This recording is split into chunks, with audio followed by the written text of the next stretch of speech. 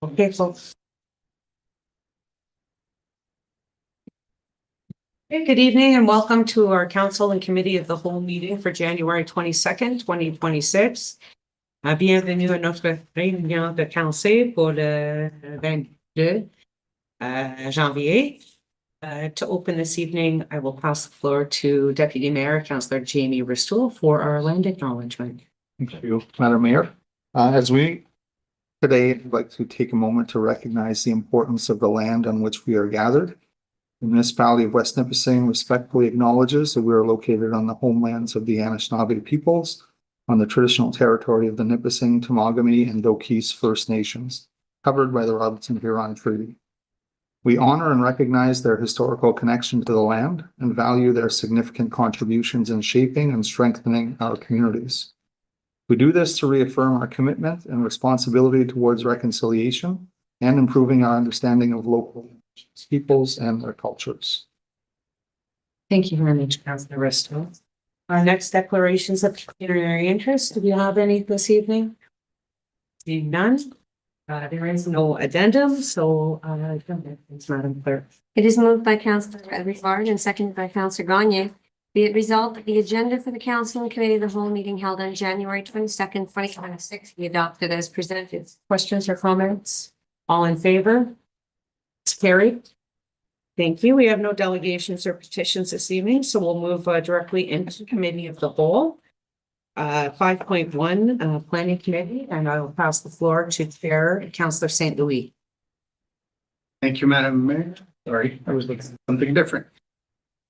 We do have one item, 5.1.1, which is the zoning bylaw update, and I will pass it to Ms. Willett to provide us with additional information, please.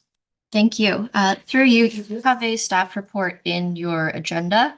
The Planning Advisory Committee meeting was, I believe, last week, and we discussed 3 topics within the new zoning bylaw, where there's an opportunity to kind of go in multiple different directions. So the report you have has the questions that were asked to PAC as well as the recommendations that they provided. So at this time, we are looking for council direction on if we proceed with the recommendations that were given by PAC or if there's alternative direction you'd like to go for. And then once we have that, we will get to doing the first red line revision that we hope will be ready in about early March. I'll leave it there for any questions. Thank you. So I take it hopefully everybody had a chance to review the information that was provided, so I'll open it to questions from anyone, please.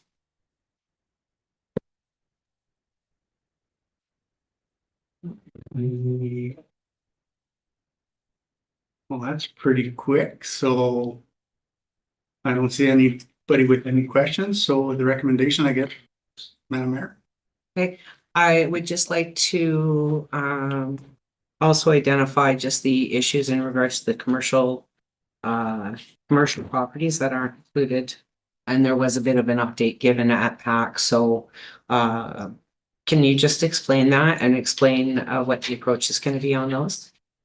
Yes, through you, the concern that you've identified is that in the new draft official plan, we do permit commercial uses in the residential designation. When this was put in, I believe we discussed it previously, the intent was so that should someone wish to rezone a property to a commercial use, they wouldn't also have to do an official plan amendment at the same time, just to kind of save that duplication of effort. In doing so, the intent is not to put into the zoning bylaw that every residential use is allowed to use a commercial use. The thought was either that we introduce a new commercial zone that is going to be kind of a neighborhood local commercial zone, which will have very strict permitted uses to make sure that what's being allowed does form with the neighborhood and won't impact the residential character. That and or probably a bit of both. We're looking to look at our home industry and home occupation regulations just to make sure that those as well protect our downtown core so that there is still some flexibility in the residential area for people to have commercial businesses out of their homes, but doing so in a way that it won't detract from our commercial area. I don't know if that answers it all. Madam Mayor. May I have a follow-up, Minister?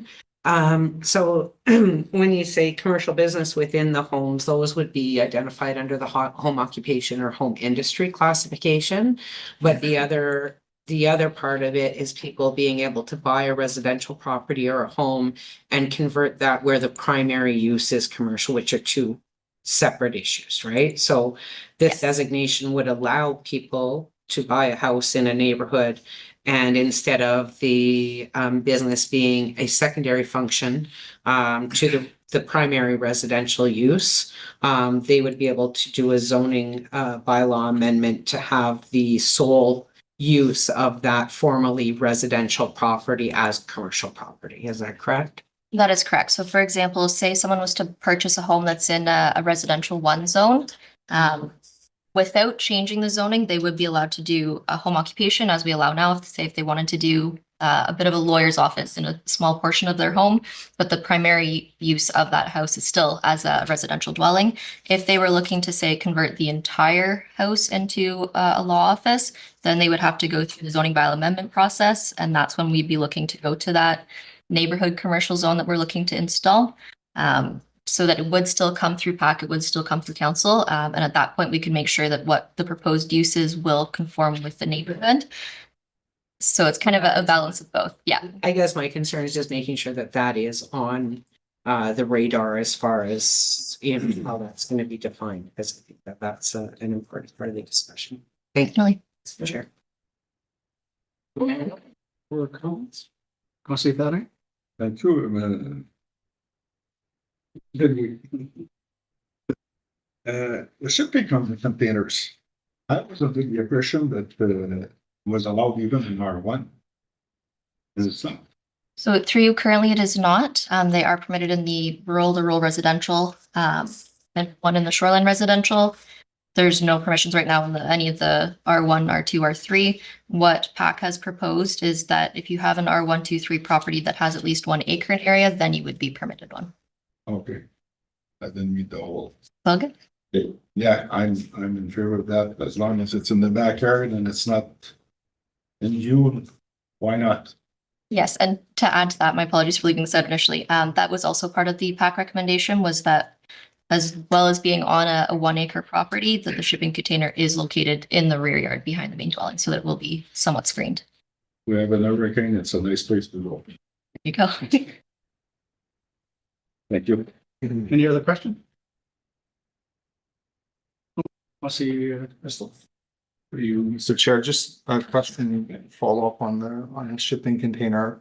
I notice in the current regulations that there are setbacks identified there, and in the recommendation, it isn't. Is the recommendation including those same setbacks to be considered? I know behind the home, but Yes, so the shipping container would be subject to the accessory structure regulations, so it would have to meet that 1.2 or 3 meter setback, whichever is applicable in that zone.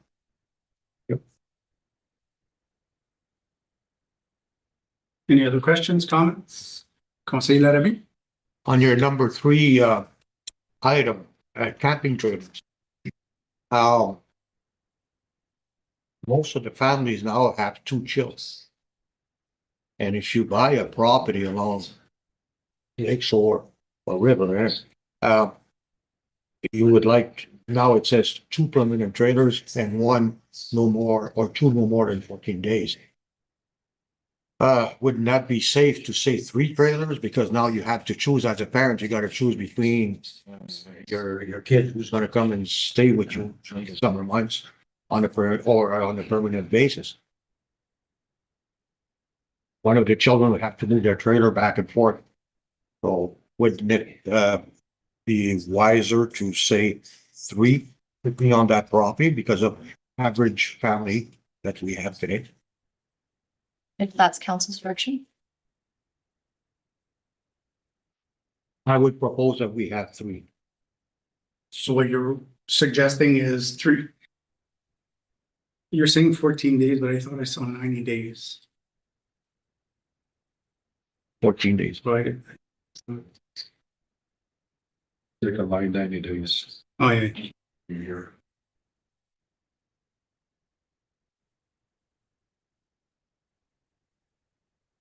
I will propose Yeah, it. so Councilor Larrabee is proposing that we change the 2 trailers to 3 trailers on the property year round is what you're recommending? That's what. Permit. This is why. It says here permit.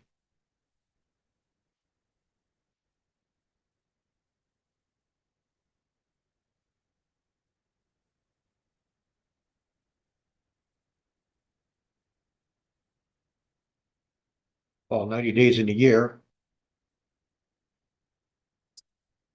Sorry, if I may clarify, Go ahead. the 90 days is our current regulation, which says that you're allowed a trailer for 90 days of the year.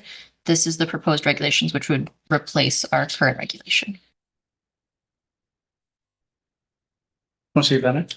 Thank you, Mr. Chair. I'm just wondering whether wouldn't be better to increase the number of 14 or the temporary trailers if it's to accommodate more visitors temporarily rather than the permanent ones. So I think was it 2 and 2, 2 permanent trailers and 2 short-term trailers. So if it's to accommodate family, maybe we can increase the short-term accommodation of trailers On 14 days. on 14 days. Yeah, if it's for visitors. And also, is it something we can make an exception as we do for noise bylaw? Somebody could apply for an exception because they're inviting all their family for, a 3-week holiday. That way we keep more control.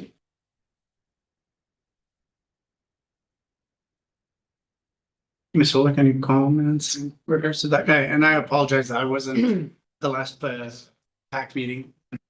So I'm not sure if this was discussed at the PAC meeting or not. Yes, thank you. So through you, because this is a zoning bylaw, which is very prescribed in the Planning Act, there really isn't an avenue for an exemption opportunity. Something like that would have to be through a separate trailer licensing bylaw. Okay. As it stands right now, if someone was looking to, say for their property, increase the number of trailers, they would either need to get a minor variance or a zoning bylaw amendment. Madam Mayor. Through you, Mr. Chair, I just, because I was at the Planning Advisory Committee along with Councillor Bonnier and Councillor Larrabee, one of there was actually quite a long discussion on this piece overall. And I think that the committee came to the recommendation of 2 based on the fact, and it's in the other comments, that the Ministry of Environment identified that 3 camping trailers have the same sanitary flow rate as 1 dwelling. And so anything over the 2, you start to get into the discussion of whether a properly installed septic system is required in order to handle more than 2 permanent trailers on that. I think there was also discussion that even with the 2 permanent trailers, there would have to be a proper outhouse or some kind of Septic system. some kind of plan for managing that. But the 2 was largely based off the information from the Ministry of the Environment saying that, once you get into 3, you're really looking at the same usage and the same impacts as what a regular dwelling unit would be. And therefore, some concerns about the environmental impact. That's just to kind of expand on the discussion that was had on that specific. Any other comments or question? Councillor Larrabee? Yes, I remember that discussion, and if you have 3, but they meet the requirement, either a septic system or a means to discard of their gray or black water, this is definitely a septic system. You don't worry about it. You're all connected into it. But they also approved those honey wagon, and you can transport the fluids with that to a determined site. Just can't throw it in the bush. It's going to be a determined site. So that's also, so if we go to 3, you could put in some recommendation on the disposal of, and also I have if you have a trailer that's set up from spring to fall, it says here 90 days. But in our area, we see that a lot of people are coming from the city and they come beside the river or the lake and they stay in the trailer weekdays and weekends, the whole summer. You're looking about 5 to 6 months. That would eliminate them from this, or they would have to abide by a septic system, or again, that's the blue honey wagon. So that's what we see in our area quite often. People are buying a lot along the river and set up a trailer, and it's permanently set up. So that we have to keep in consideration whenever we're talking about trailer bylaws. Non, vas-y, conseiller Pedro. Thank you, Mr. Sandwich. On what size of lots are we talking about? Is there different sizes or? Through you, there was no prescribed minimum or maximum lot size in this case. It would still be subject to the setbacks and the lot coverage, so there is a form of restriction there, but there was no minimum set. I think it should be some kind of a minimum, because I know on Lake Shore where I am, from Leving to Sturgeon, the average is 75 feet wide. I don't know if you could put the 2 trailers in the neighborhood there. And the other thing, permanent trailer. You say you need a septic. You can't go in an outhouse, or even though it's legal, but if you have 2 permanent, you need a septic system. So through you, the intent was either a septic system or an outhouse. It just has to be some form of permanent black water approach. Okay. Okay, thank you. Any more comments?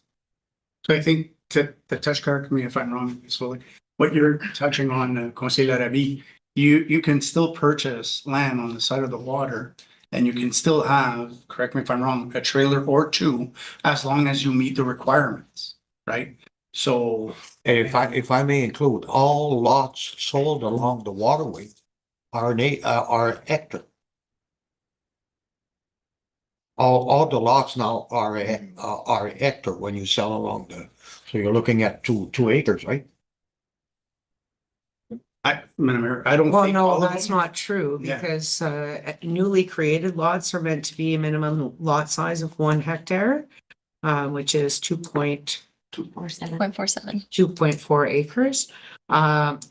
But that's only for newly created lots. So there are several undersized lots in several areas when you look down Marlow Road, when you look down in some of the areas of living. There are many lots that fall well under that 1 hectare. There are actually many lots that fall under the bare legislated minimum of 1 acre. So, if somebody purchases an existing lot, it could be an undersized lot. So I just want to, so it's not, that's just newly created lots. It's not lots that are already out. And if it's a new created lot, it's a 2.2. If the lots are already created and you buy it, it's already created, then this law would apply to them, that they can only have so many. The law would apply because they just bought it now. But if we go by that rule, then there's no grandfather clause. The ones that's already set up would have to abide by all the rules that were set. Usually when we set a new policy, a new rule, usually it goes moving forward.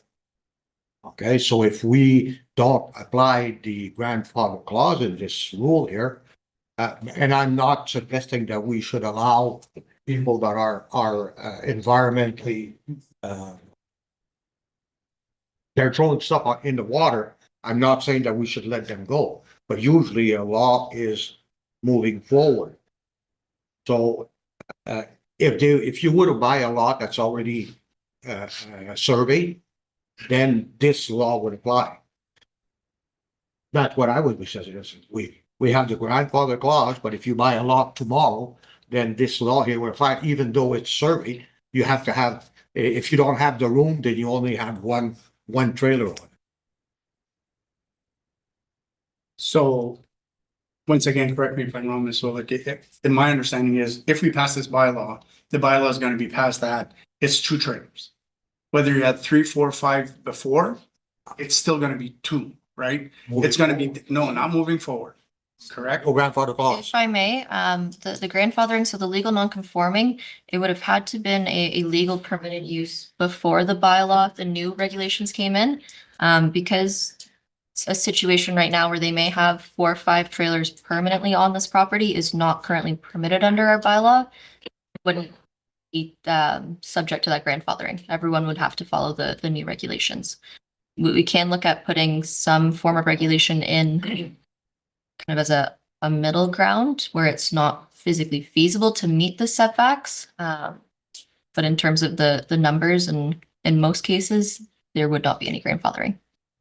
So what's proposed is we would not be able to go, we would go to already established areas where they have trailers and say, hey, get that trailer out of there, get that.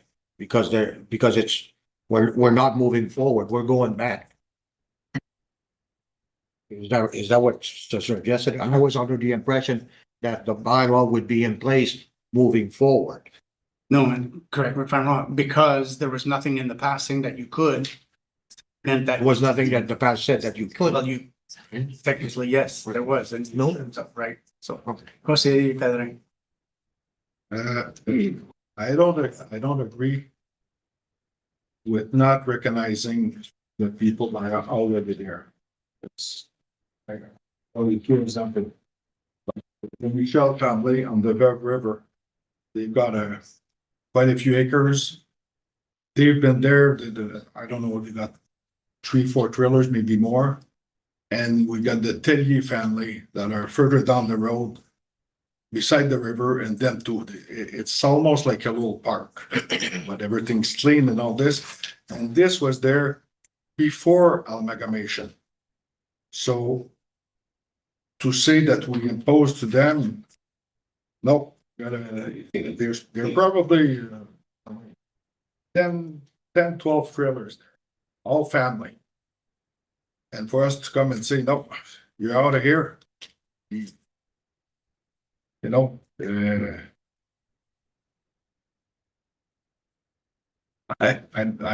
not for that. Me neither. Jose Pedro? Thank you, Chair. Just for clarification. Well, but the septic or outhouse rule would still apply. Yeah. That is correct, yes. Yeah. No. Wait. No, I fully support that, yeah.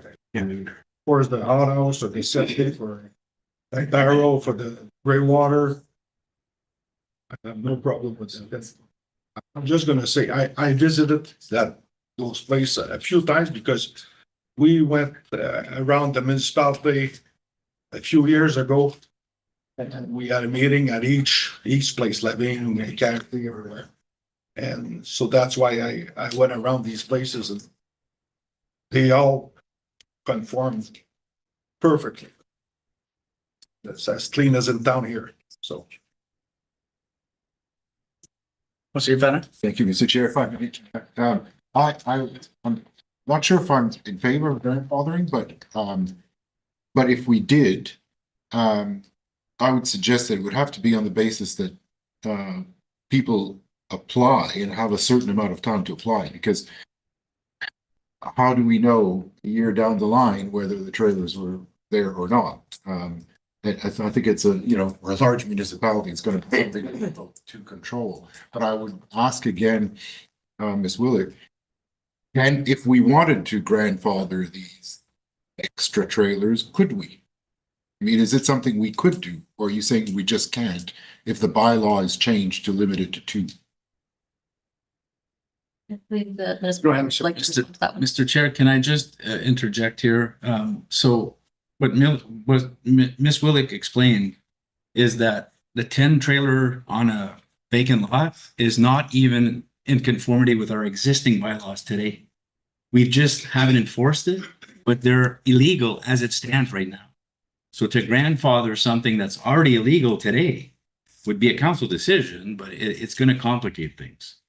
So as it stands, the two examples you just provided, Councillor Perrin, they go against our existing bylaws. As it stands today. But I'm gonna repeat. These were there when there was no laws. It's pre-amalgamation.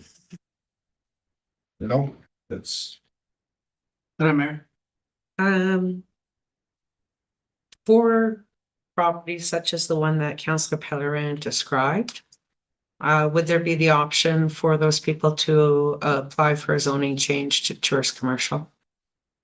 Yes, they would. So as was previously mentioned, about the potential of applying to kind of recognize the existing, that would be the appropriate avenue to do so, would be through a minor variance or a zoning bylaw amendment. And the tourist commercial zoning would then allow for proper oversight into whether or not the septic and the gray and black water disposal meets environmental concerns along with any other issues, and would have those places that are hosting 8, 10, 12 trailers on par with the other commercial operators who have to follow the rules that are set out under that zoning That's correct, yes. and meet the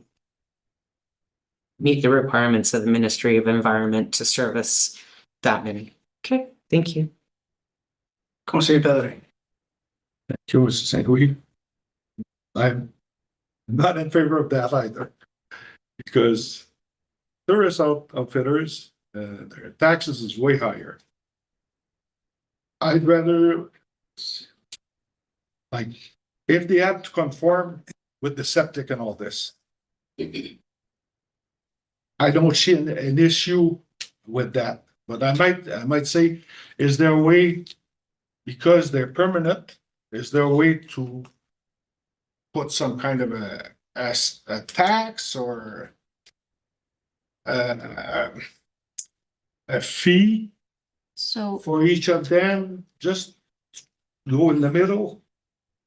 so through you, trailers are not considered by MPAC as a structure, so they can't be considered in a property valuation that goes towards the property tax. What you're suggesting in terms of some form of fee, again, because the zoning bylaw is very prescribed, we're very limited on what we could do with it. Some form of like a registration fee would again have to go through a trailer licensing bylaw, not through the zoning bylaw. Yeah, I'm just trying to So, find something that so if I may, so that we don't drag on and on and on, may I recommend that we provide staff to move forward with what was presented, with the exception of the trailer situation, and that can come back to the PAC, and we can have a conversation at PAC to try to hash it out better and to see what we can do and move forward. Would that be sufficient, or? Through you, Go ahead. I know that we're on a That was- timeline and all that. that's my I know. main concern with that is by proposing that we are pushing everything back, and unfortunately, we really don't have time to be pushing things back. As an alternative, maybe that could be a broader discussion at the joint council and planning advisory committee meeting to review the red line version 1. But again, that may again still delay the process because we're gonna have to come back with a second set of regulations. Madam Mayor. Well, I just wanted to say that at the Planning Advisory Committee meeting, it was discussion, like I didn't have the timer on, but I would imagine that we spent probably the better part of an hour with the advisory committee members and what's here, what was already brought forward by the advisory committee. So you know, like that's not the staff recommendation, that's what came out of the planning advisory committee. Just so we could send it back, you know, saying, are you sure? And, you know, I'm And not sorry. sure that it changes the discussion. And I understand, and I agree totally. Again, like I said, I wasn't there. However, we have a member that was there, Conseil Larrabee, who now brought something different, right? Mhm. So that's why I was wondering if that would have been an idea or a possibility, but I do understand that we're on a tight, very tight frame. So, Conseil Farah. Thank you, Mr. Chair. I would suggest we skip the, I wouldn't suggest we go back. I would suggest staff come back with a proposal along the lines of what PAC recommended, and then we can have a proper debate just for that when it comes back to us and we'll decide. So when would be a good time, Ms. Willett, at the next council meeting? Is that what you were saying? Sorry, you mentioned a time frame. For you, the kind of the next major step in this process is that once we get the council direction to go prepare the first versions of the red line, and then a special council meeting purely to discuss those red line revisions, that's kind of the next step. So we could use what we have here to make a first version and have that discussion at that time. So is everybody okay with that? Pedro? Thank you. I'm just wondering, how come we're not going for a public meeting on this? Because when we talk about the trailers before, we went around every town. And we had the input from everybody. Now it seems like we're taking a shortcut to try and fix that. Because we're talking about the trailers. So through you, once the draft regulations are prepared, they will be made public and people can submit comments, and there is an open house scheduled. It's just scheduled for after we have regulations prepared for them to discuss. So there will be a meeting. It's going to be a little late because we're going to have almost decided what we want to do. I do have to agree with what you just said. Had discussed this before, and we had mentioned to have 1 or 2 meetings, and then some counselors said we should have the same meetings as we had before, and I was one of them that said yes. So all of council could have a view of how the citizens feel on this subject. Okay, that was my impression on the trailer bylaws. Right? Clerk? Thank you, Mr. Chair. I was part of the consultation that was held initially for this back in 2019. And I think Mr. Barbaro had mentioned it at a prior meeting that we don't really feel, or the general consensus at the consultation is that people were not happy about this. And they had, but council, as they know, have to do something. But we didn't feel that going back to a full-scale consultation was going to get us any more information than we already have. If I may, Thank you. if I may, staff will not have more information. Council makes a decision. Council will have, the ones that were not around the table then, will have a better decision on what people want. Thanks. So, but correct me if I'm wrong. So if we move forward and we do the, what Ms. Willick is suggesting, and they'll come back with a more defined information for us at our next meeting, or not the next meeting, but at the combined meeting, then we can make that determination, have a better discussion on what we want, and then it's gonna go open to the public and we'll go from there, correct?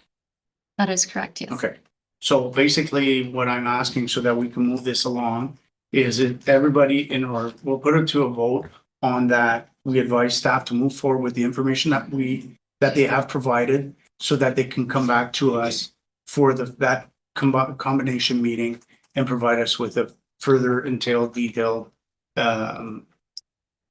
information. So with a show of hands, who is in favor of advising staff to move forward with what they have provided us?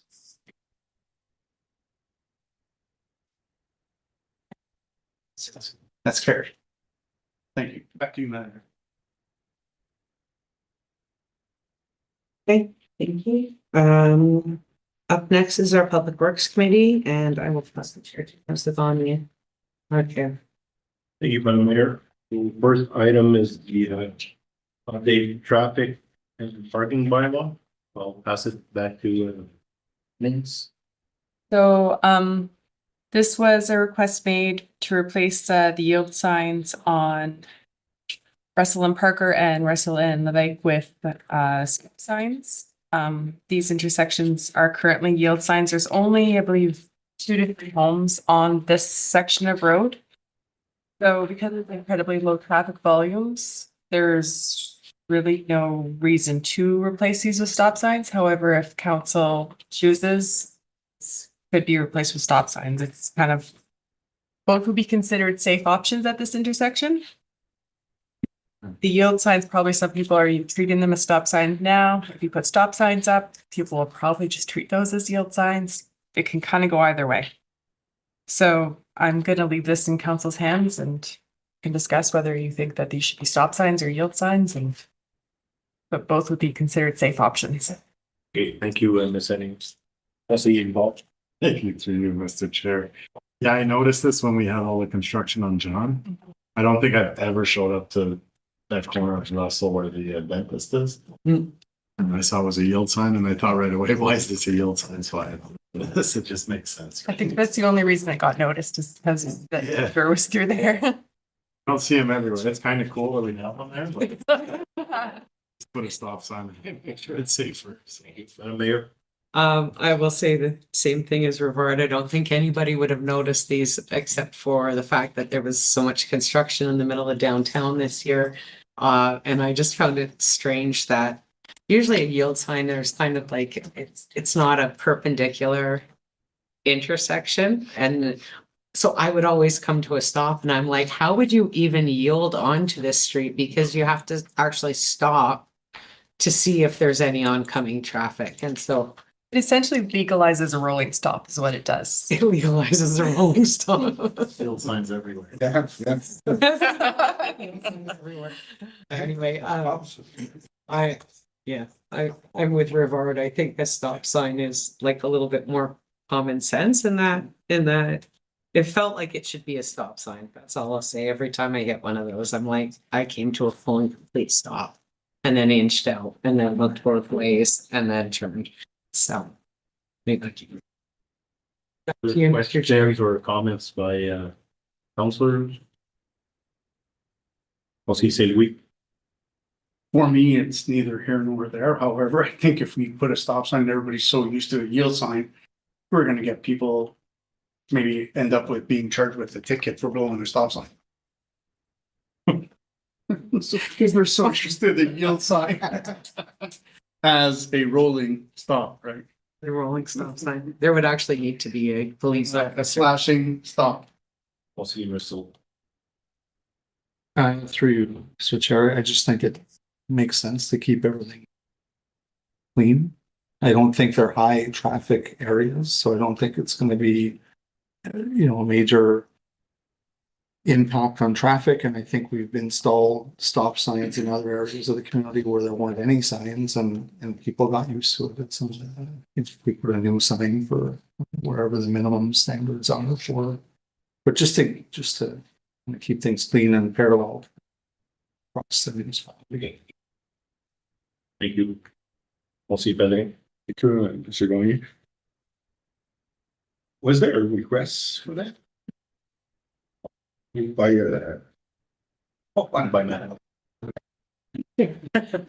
I'm confusing. and just wonder, like, if it's not a problem, why?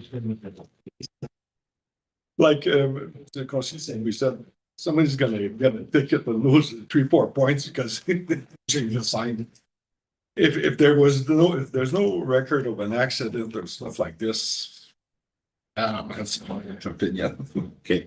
Aussi, c'est Louis. Sorry, and are we talking about 1 or 2 spots? Because I thought I saw Spots. that. It's on either sides of the Yeah, field. So it's a 3-way intersection, not a 4-way intersection. Yeah. Any other questions? Aussi, Fagin. I'll just say to this, if somebody gets a ticket because they're used to a yield sign, it's because they're not paying attention to the road and they deserve the ticket. So I support this, and I think they should have 2 stop signs. Thank you. Any other questions or comments? So just to Show of hands, who's in favor of changing the yield sign to a stop sign, please? Thank you very much. Okay. Thank you.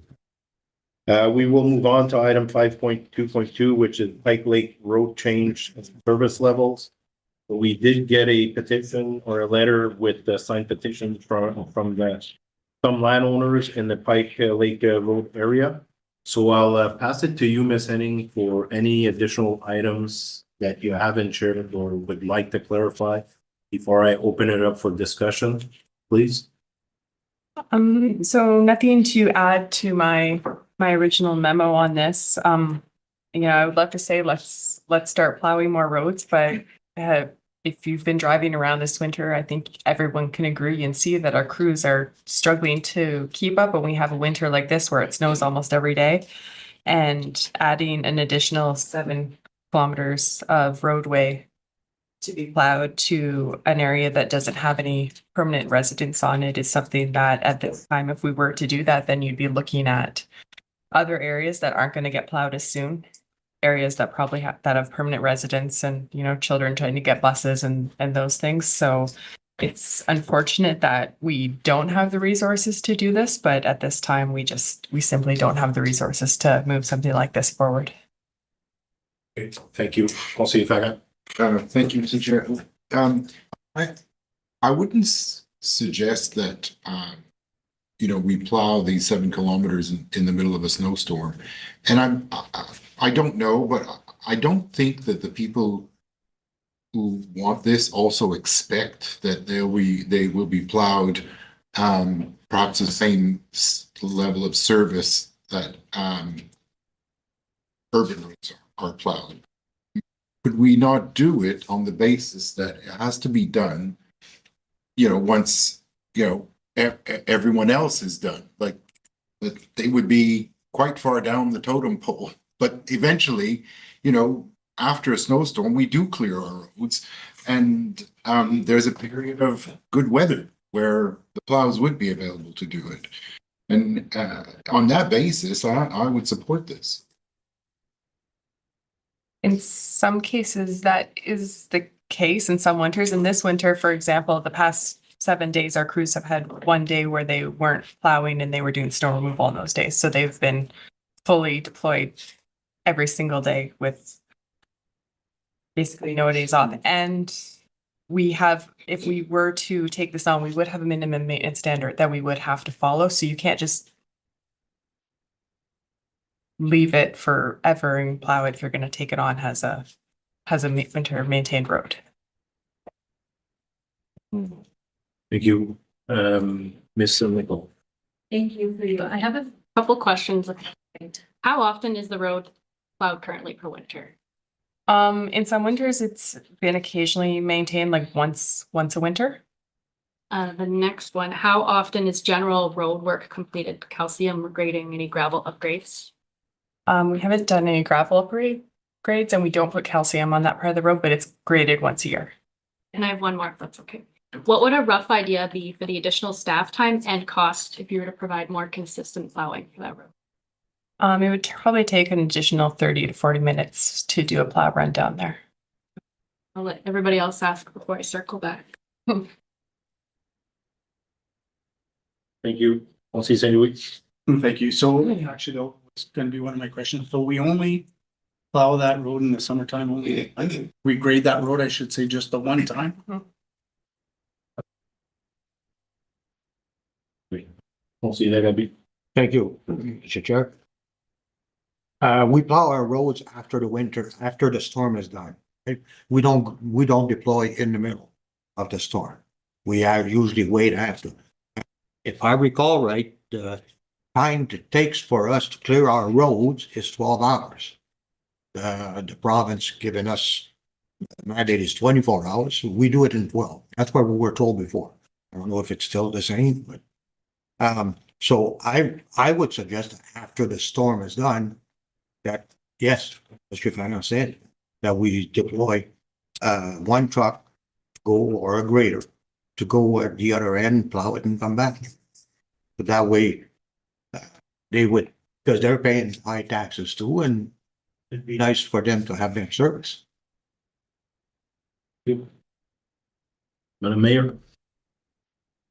Okay, so it says here that currently we do 3 kilometers. Is that to where Pike Lake Road turns north and goes on the jagged diagonal? Like, do we do the whole straight run? We basically plow to where the last permanent resident is, and they don't plow beyond there. So plow, I believe, the first 3 kilometers of the road. Okay.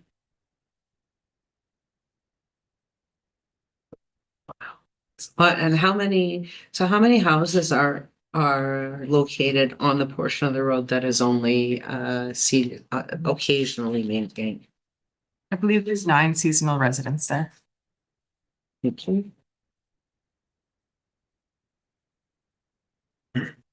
Okay. Is there any middle ground between fully maintaining and maybe, like right now, you say it's only been has it been done at all yet this year? No, it hasn't been done this year, and our manager of public works went to go look at it last week to see if it could be done with the foreman. And this year, with the winter that we've had with the rain and the snow, and we would actually be risking our equipment if we were to go out and plow it at this point, because the snow is just so heavy and thick out there now. Okay. So within the level of service document, when was that level of service document approved by council? Like it's quite Recent. document. The level of service document that was approved by council was approved, was it last year or the year before? Okay. And is there what was the justification for having one municipally maintained road in the municipality at a completely different service level than every other road? That's how it's always been done. Okay. And in another letter that we received from the residents, they reference the private road agreements that we have. So we do maintain private roads that aren't under the municipality's responsibility or aren't municipal roads. But we're not maintaining this municipally owned road. Right, we have other municipal roads that we don't maintain as well. So under the level of service agreement, there are roads identified as not being serviced at all, never so this one is the only one that falls under occasional maintenance? This is the only one that falls under occasional maintenance, but we do have other roads that are not serviced at all. Okay. Okay, those are my questions for now. Thank you. Conseil Fayette. Thank you, Mr. Chair. On that subject, some of those roads, are they roads with cottages on them or? The ones that we or don't maintain. dwellings? Yeah, the ones that we Yeah, don't. they would be roads with, like this one with no, But not this one, I mean, others that we don't maintain at all. They have cottages on that. yes. Thank you. Councillor Nicol. Thank you, through you. Would there be a middle ground we could find, like some type of threshold for snow accumulation to at least get to it a few more times per season? Now that it's too heavy to plow it, the residents are plowing it themselves, which is not really fair for the wear and tear on their vehicles, their gas, their time. So maybe if we got to it sooner, it might have been able to have been done. So maybe if we could come up with, I don't know what threshold to use, but X amount of inches you go after the main roads have been done later on. It's certainly something we can look into, but it really depends on snowfall accumulation, how thick and heavy the snow is, how icy the snow is. Like I said, this has been an incredibly challenging winter. We've had snow, then we've had rain, then we've had -30. So we're basically collecting ice, right, at this point, which is incredibly challenging for our equipment to maintain. And it's challenging to maintain roads, period, when we have a winter where it's so up and down like this. So, I mean, it's certainly something we can look into, but it will be a challenge for our staff to maintain this road.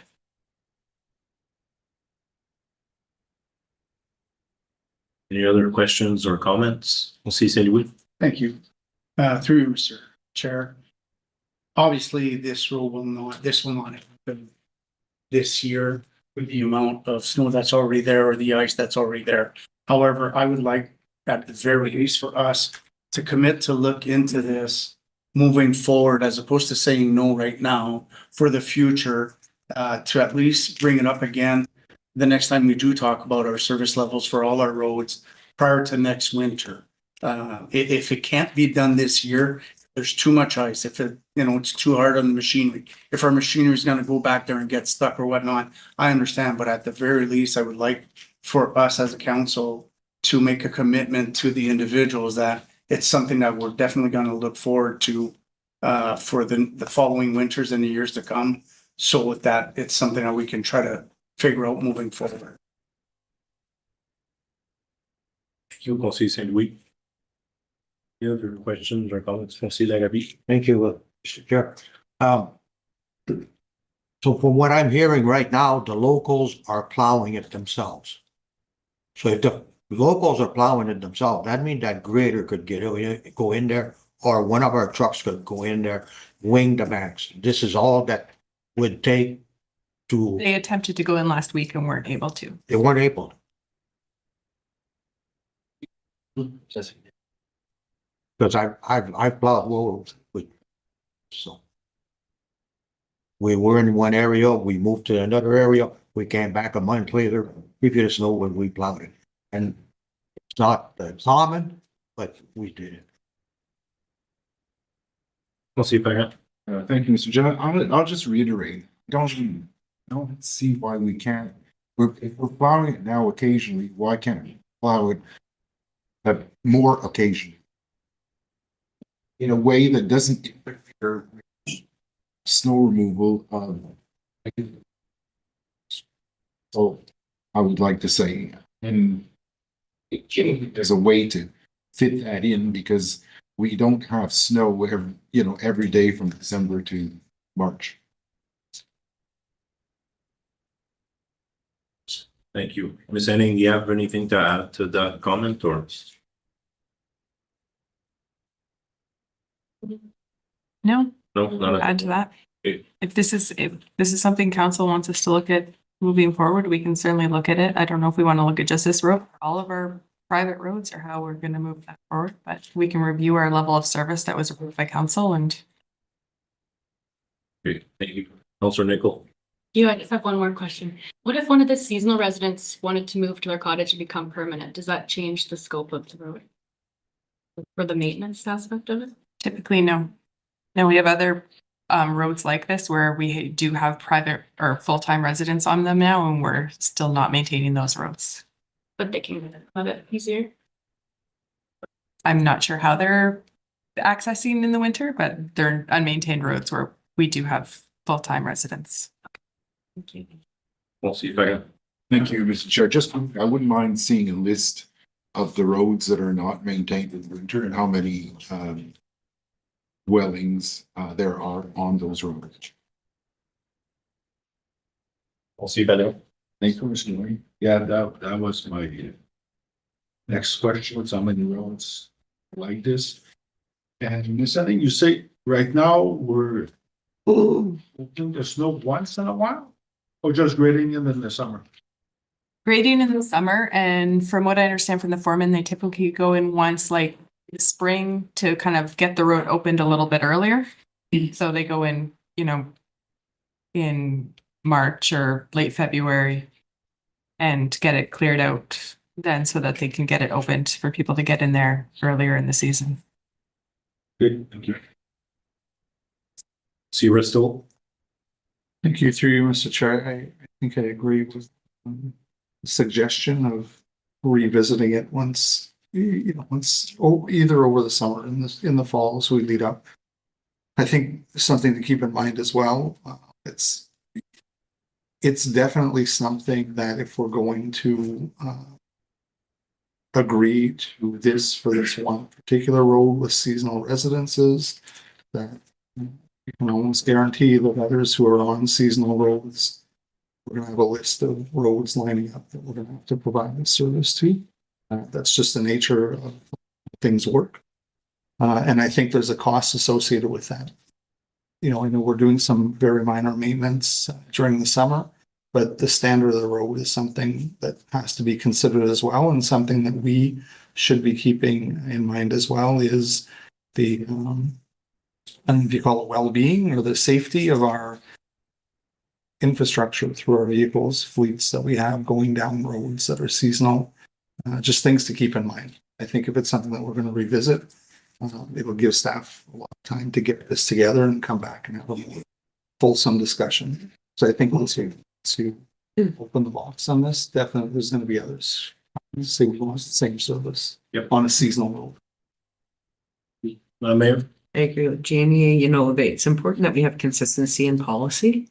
And so without an understanding of all of the roads that are not maintained, how many households they serve, making changes on service level to one road may create a domino effect throughout the municipality that will have a far greater financial and operational impact than just the conversation about one road. But once, you know, like you said, once we do it for one, then we have to understand that there may be calls to do it in other areas. It's really challenging because how many kilometers of road is that, and what would that mean from a budgetary perspective as well, right?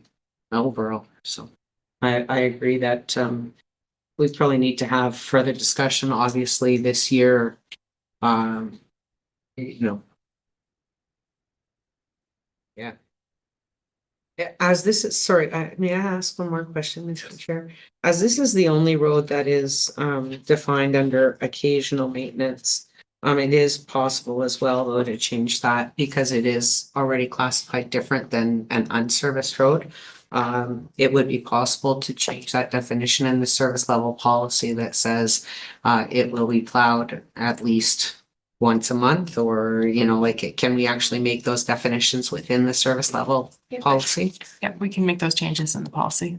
Okay, so there is an option to kind of massage it so that the expectation among residents is a little clearer and yeah. Okay, thank you. We'll see if I have. Thank you, Mr. Chair. Can I suggest that it comes back by July with the information that Councillor Pellerin and I are asking for?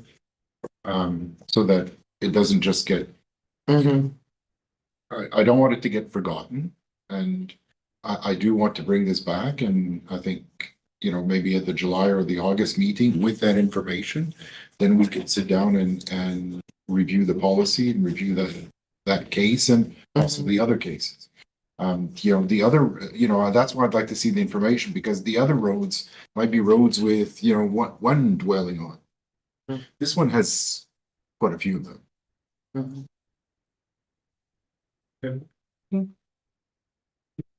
Question, Councillor Lanaby? Yeah, just a comment. We also have to remember, sitting in this chair, we're here to represent people and to give services to people, to our residents. And, you know, like what makes one more than the other. So, you know, it'd be nice to keep in mind that there are smaller places, have less people, but they still do deserve service. So just comment without, thank you. Thank you. Any question? So I think we're in agreement to bring back a list of all the roads that are exceptionally not treated as regular roads, and look at our service level agreement and to see if we can maybe readjust, and if there's a financial strain or request that we take that into account, that if it hits the budget, it's going to hit the budget. And could that be done by July? Yes, that shouldn't be a problem. Okay, thank you. And in the meantime, and like, I just want to make sure I want all, even private roads, because I've requested in the past in regards to private roads also. So if we can bring all of that also, so not just occasionally or unmaintained road. And maybe we can look at fine tuning the process of somebody requesting to add their roads to be plowed or graded summer or winter. What's the process, so that we don't discuss this every 6 months? So what's the plan for the people at Pike Lake Road currently? Or are we going to still be trying to get in there to at least try to clean it once or twice?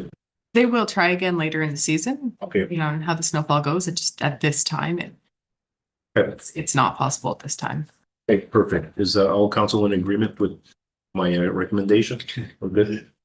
Okay, thank you very much for the feedback. And back to you, Madam Mayor. Thank you. Okay, next up. Next up on the agenda, 5.3 community services. It's unusual for me not to chair anything. I will pass it to Councillor Lavard. Thank you.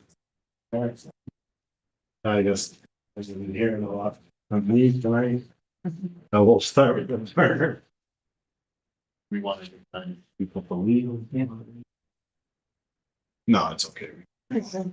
So the first item we have is in regard to the Vernon Municipal Building. We asked for quite some more options. Last time we spoke. So as you see here, we now have 8 options in front of us.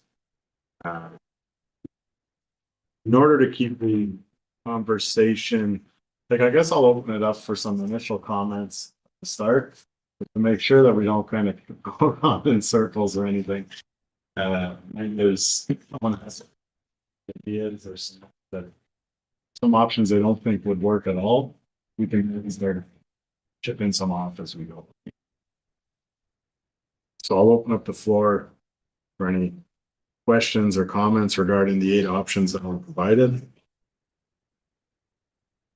What do you would like to start? I'll see if there is one question.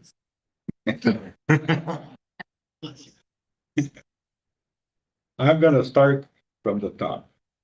Or from the bottom, as you see. Option 8. I don't agree with that one at all. Option 7. Same thing, demolition of the existing building, it's a no for me. And option 6. Same thing, for the reason that this building was in the past, as we just found out a couple of meetings ago, that it was designated as an emergency building. So we shouldn't take the hall away from that. Plus, the Union Culturelle wouldn't be included in it, and the gym wouldn't be included in it either. Option 5, addition to the arena. I was talking to a couple of engineers. One of them really suggested that not to do that, because the only way you could do it is with a little hallway connected, but not to add the structure to the arena, because he's done quite a few, and it's a problem every year with the condensation. The steel, these are Enco designed, and the steel expands and shrinks, and you can't add a structure to that. Says you're going to be in repairs constantly.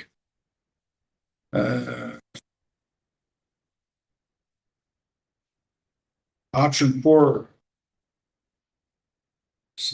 same reason. The hall upstairs, the structure's been designed, that the arena's been designated as an emergency shelter. And the Union Culturelle is not included in there, nor is it here.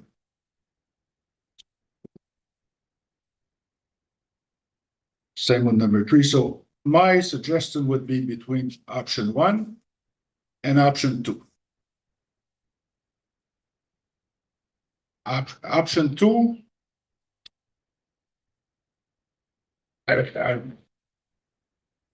After all this, I suggest that we have a second opinion. I was talking to, I think most of you know, Pierre Lantagne, who has major experience in those structure, and he'd be willing to do a visit or a second. So we've discussed like, okay, first option one, you say, the roof, the canopy. Bring the canopy down in the front. And it's suggested in the study that it shouldn't be over 2 feet, the canopy, because blah, blah, blah. So very easy solution, take the shingles off and put tin. The snow's gonna slide off and bring somebody to look at it and maybe reinforce it. The idea of tearing everything down, it's, we've seen it in the past. The masonry veneer restoration. Chip Dog Hall, which is a building just adjacent to that and the same age of the building. They just hired, I think 2 years ago, a company that came and just refilled the cement between the bricks. So this is available and it's, I've talked to the engineer about this and no problem with that. And worst case scenario, you just strap it and vinyl it or veneer it. So these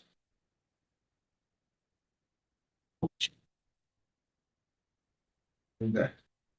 We also went around with an expert on windows. Okay, his suggestion was, I can sell you windows if you want, but you don't need them. There's nothing wrong with our windows. There's a couple of them, one of them for sure, and where the constitutionnel is, that are leaking, have been leaking for quite a while. And this is on the east side, where the rain always comes from. So that was the only suggestion that was wrong with the windows. Other than that, I don't know. I went around that building quite a few times. Yes, there are bricks that need to be fixed, just the cement between them. If it has to, just put strapping on and refinish it like they did where the gymnasium was.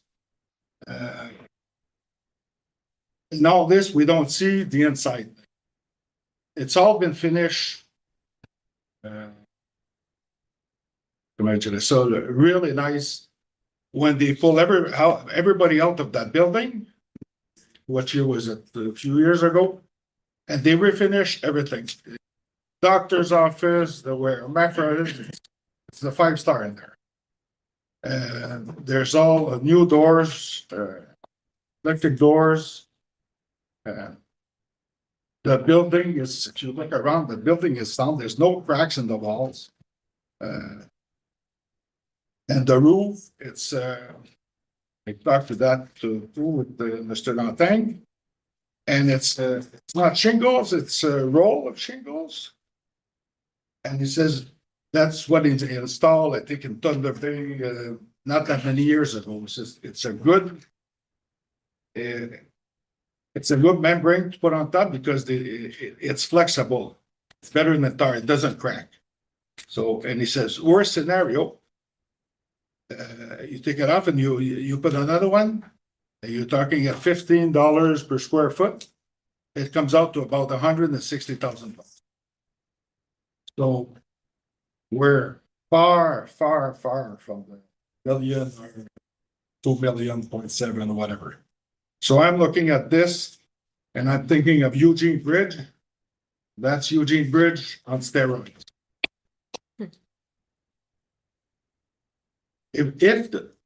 I'd be the first one to say, if the building's no good, sure.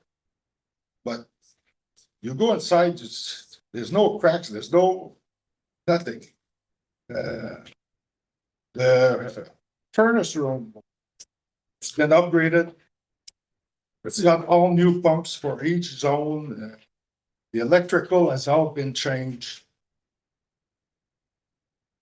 I had somebody come in and check it out. All the burners are in good shape. I don't know. I went around in it and out a few times. So that's my suggestion. It would be between 1 and 2. I would suggest we have another look with somebody else, and my other engineer at Bernard says, I'll go for free. He's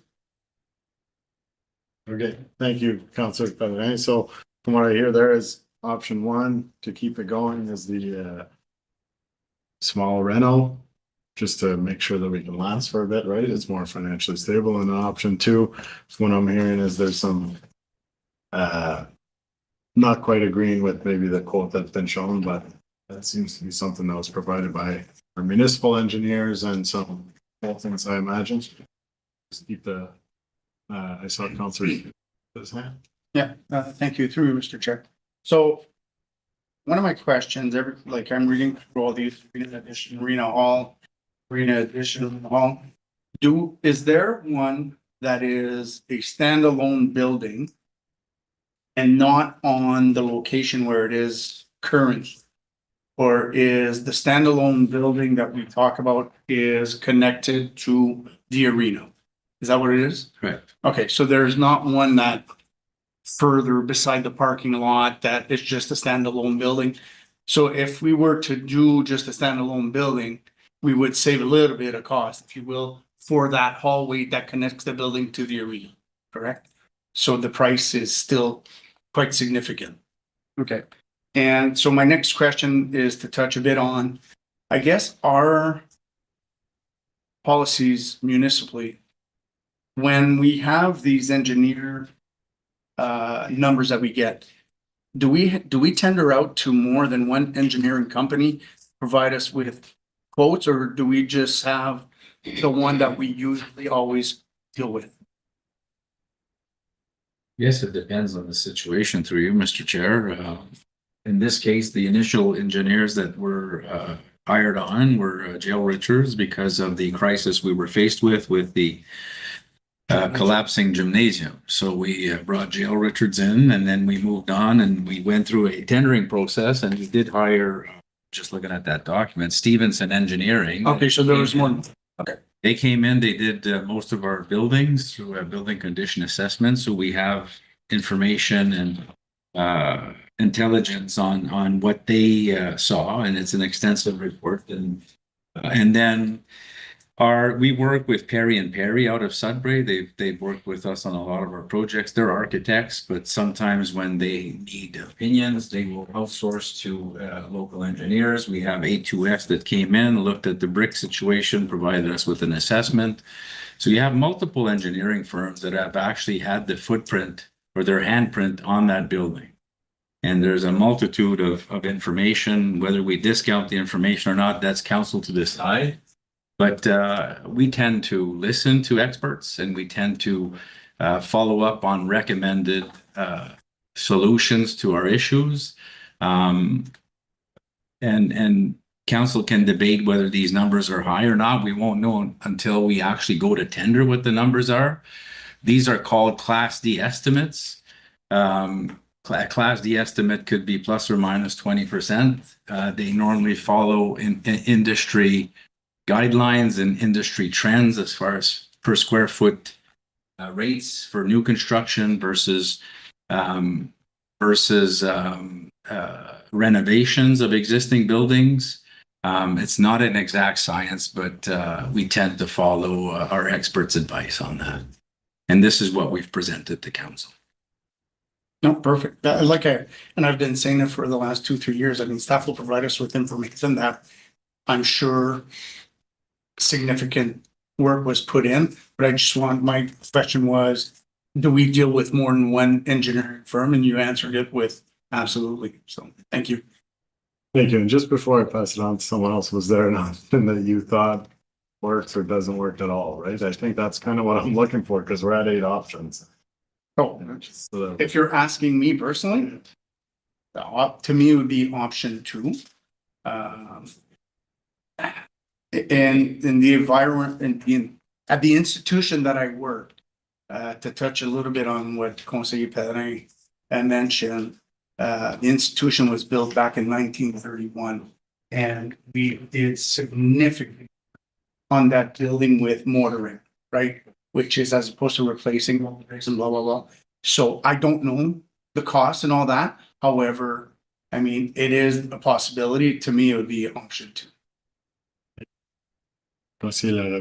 Thank you. So just question to help me decide on this is, if we were up out of that building, go with it, how much would we get? Because at one point, it said we could sell that. How much will we get for that building? Has there ever been an estimate on it? We have an appraisal, correct, Madam Clerk? Or the, We have an appraisal on the building itself, yes, and it's set. We would sell it as is, where is. it's not, The appraisal came in. It's very low. let me just take a quick peek. I think it's less than 200. I think so. Yeah, I think it was 175, but I'm just gonna take it. That is market rate based on the condition of the building, and I think the person that did the appraisal did look at the building condition report, and you factor in the age of the building and the work that would be required, and the appraisal came in at less than 200,000. 175,000. I believe so. Stuff in this file. Sorry, it just looks like you just. Yeah, and it'll be just really quick. And if we were to move, correct me if I'm wrong, we'd have to move the splash pad and everything where the kids are right now, right? We could, some of the pricing we provided included if we were to relocate those services to the arena, part of that would be to construct a new splash pad. Depending on, again, how we market that building, we could sever off the splash pad, the playground, and the park area, just sell the building. Depends on what the developer wants to do with that building. So there's a lot of moving parts on something like this. We are legally bound with the OMAFRA lease to provide them with space. So we have to relocate them somewhere, somehow. Those negotiations have not happened. So yeah. Or we could keep the splash park and the playground. We need to build some type of little structure to house the water units that supply splash pad, but we can maintain that where it currently is. So there's a lot of variables. Yeah, I believe only option 1 and 2, the rest of the options all have relocating the splash pad. Actually, option 7, the demolition and rebuild, keeps it there, but all the ones with the. Councilor Resto. Through you, Mr. Chair, what's the book value? I'm gonna pass that to Ms. Braddock. I don't have that off the top of my head. I'd have to go and look, but this is the building that we acquired and have an arrangement with the school board to plow their parking lot and pick up their garbage in perpetuity for the fact that we acquired the building at some point in the past. Yeah. I did have some real questions. If it's easily shared information, is there, if we're looking at option 1 or 2, is there any general timeframes for what we're getting in terms of the investment? And I don't know if that's something that's readily available. I'm not sure I'm following your question, Counselor. If we invest 475,000 option 1, what are we extending the lifespan of that building? And if we go with 2.7, what are we extending? So to answer your question, I did ask that question to our consultant. If we were to provide the minimum repairs to the brick and the canopy, we would be basically buying ourselves about 3 to 4 years without any major structural repairs to be done. Beyond that, if we were to put in the 2-point-something million to do a full-blown renovation of the facility, make it AODA compliant, and update everything to standards, we'd be looking at 20+ years. Because it's a complete rehaul, the boiler system, the washrooms, the roofing system, the entire building envelope would be redone, and that building would require obviously ongoing repairs and maintenance, as all of our other facilities do require.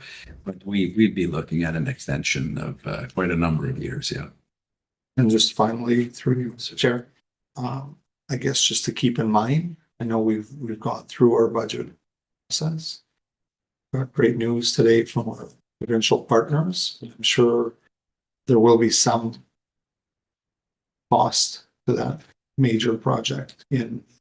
So just to keep that in mind, because this looks like it could be a major expenditure as well.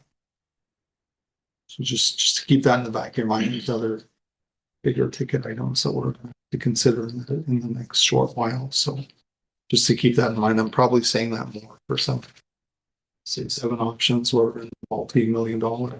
Well, I guess option 2 was multi-million as well. But just to keep that in mind when we're debating this and saying where we want. I don't want to be the bearer of bad news, but No, it's okay. Something that I, just for the conversation with, the arena renovations, is that something that's required fairly soon or not? Because I want to maybe take that into consideration. We have to, that's the 1.3 to 1.8 within a post time period here as well.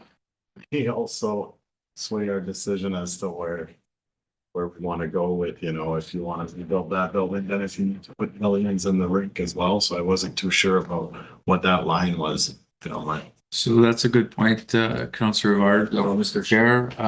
That was added so that if council ever decides to build an addition to the arena, what we're recommending is we add to the scope of that project and do the arena renovations that are going to be required in the coming year. So there's some roof work that is required. And then you're looking at washroom upgrades to be AODA compliant. So there's some significant money that would be required in that building. So if we're going to go to a major capital investment on that site, we would recommend the council, if we're financing it, to possibly add the rest of the roof retrofit, the interior improvements, the washroom, and AODA upgrades to that. And that would add to that. So any totals you see above from the 8 options or the options that actually has an addition to the arena, you would need to add 1.3 to 1.8 as a range to complete the higher renovation of the arena. Thank you. And I'm just going to make a point here. I don't want to bring the Elliott Lake thing to light, but it's been in the news. The issue is dealing with older buildings. Elliott Lake, when Hockey or Craftville for $250,000, I believe, renovation to their building, to their arena. They've been closed since 2023. It's in the media. They ran into issue after issue after issue. It's been closed since 2023. They're hoping the arena project will be done, and they're at $23 million right now. They're at $23 million. It's going to cost Elliott Lake to fix their arena. So dealing with older buildings, you never know what to expect once you start opening up walls and structures. And I just want to caution council. These numbers seem high, but we're dealing with experts that have seen these types of projects. And it's not always obvious once you get into a renovation what you come across. That's just an example. Thank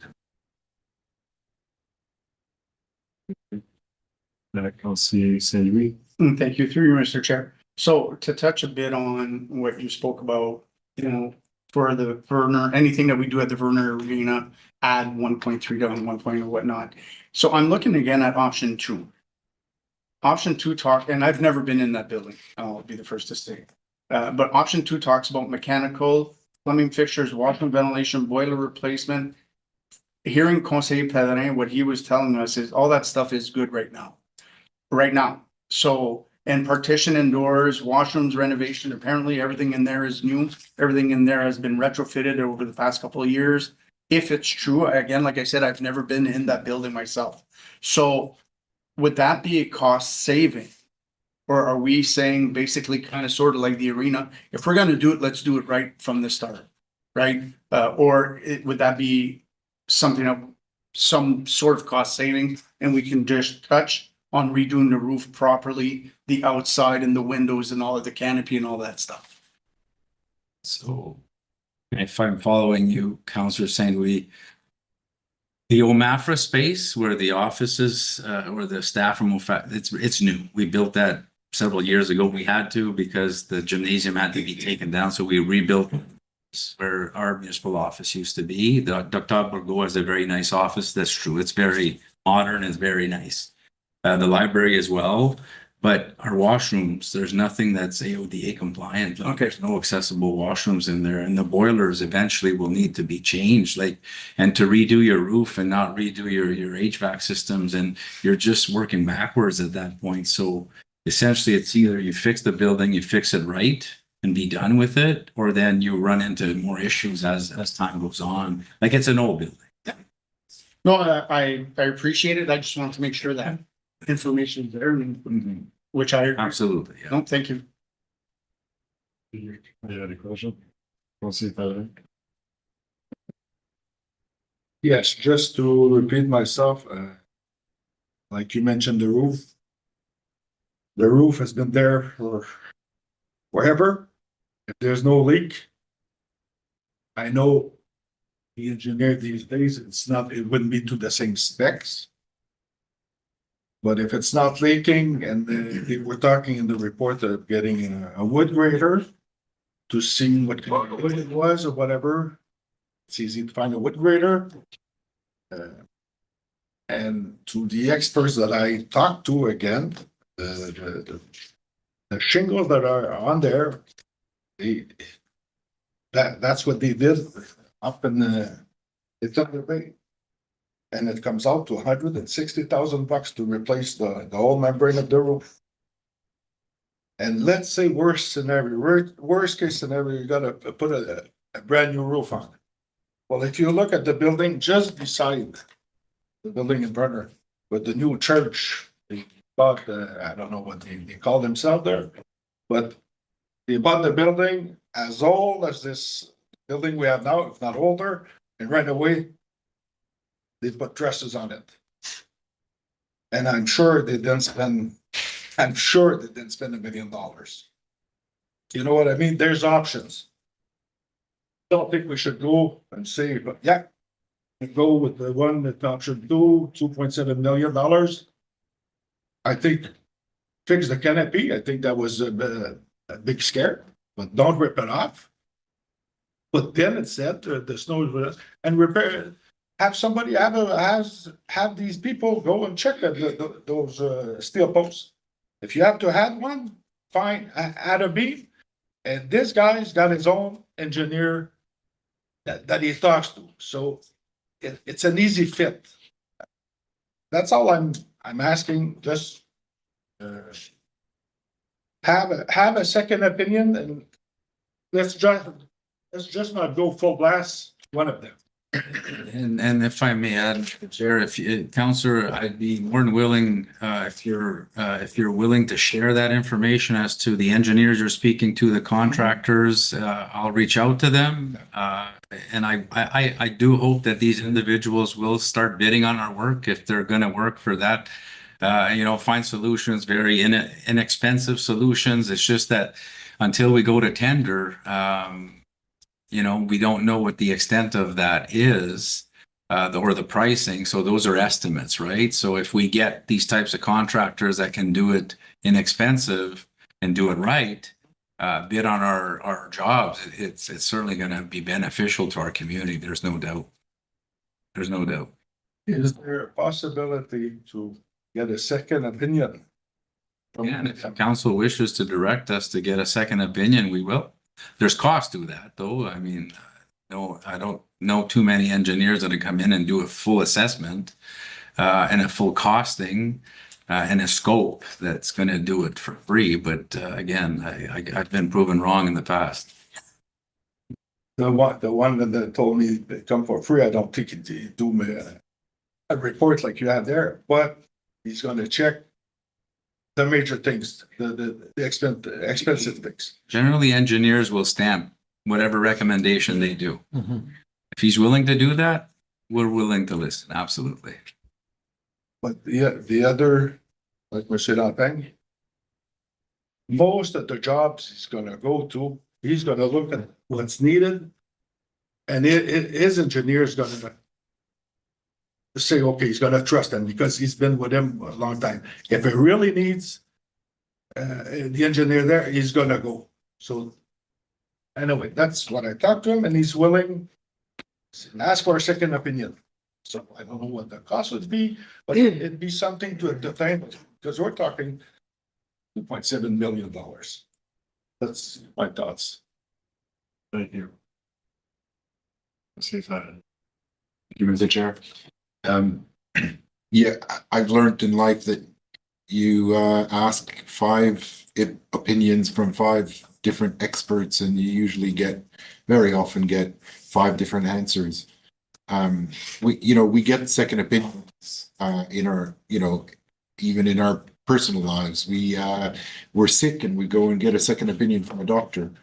And because we make such big decisions that we don't want to put all our eggs in one basket, or in this case, So I would agree with that, especially when we have other experts who seem to indicate that that may not be the case, or certain things may not be necessary. Well, let's get a second opinion, or let's get the experts to challenge each other, and convince us why one of them or the other one of them is right or wrong.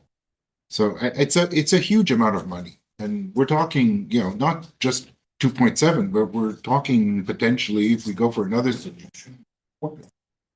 And I wouldn't feel comfortable in just, making a decision tonight saying, yeah, okay, I'll spend 4 million on a new building, because otherwise it's going to cost us 2.7. It's just, I agree. I think there's other ways to skin this cat.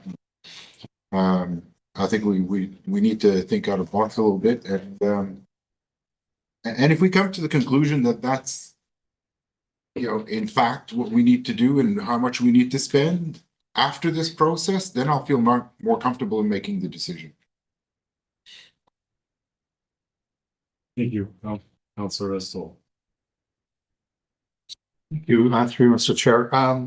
Just a couple of other questions, I guess, looking at the overall document and listening to the conversation as well. When we're talking about getting second opinions and that type of stuff, I don't say I disagree with it, but we also have to do things the right way, right? We're a municipality where there's regulations, there's different things we have to follow to make sure that these are complete.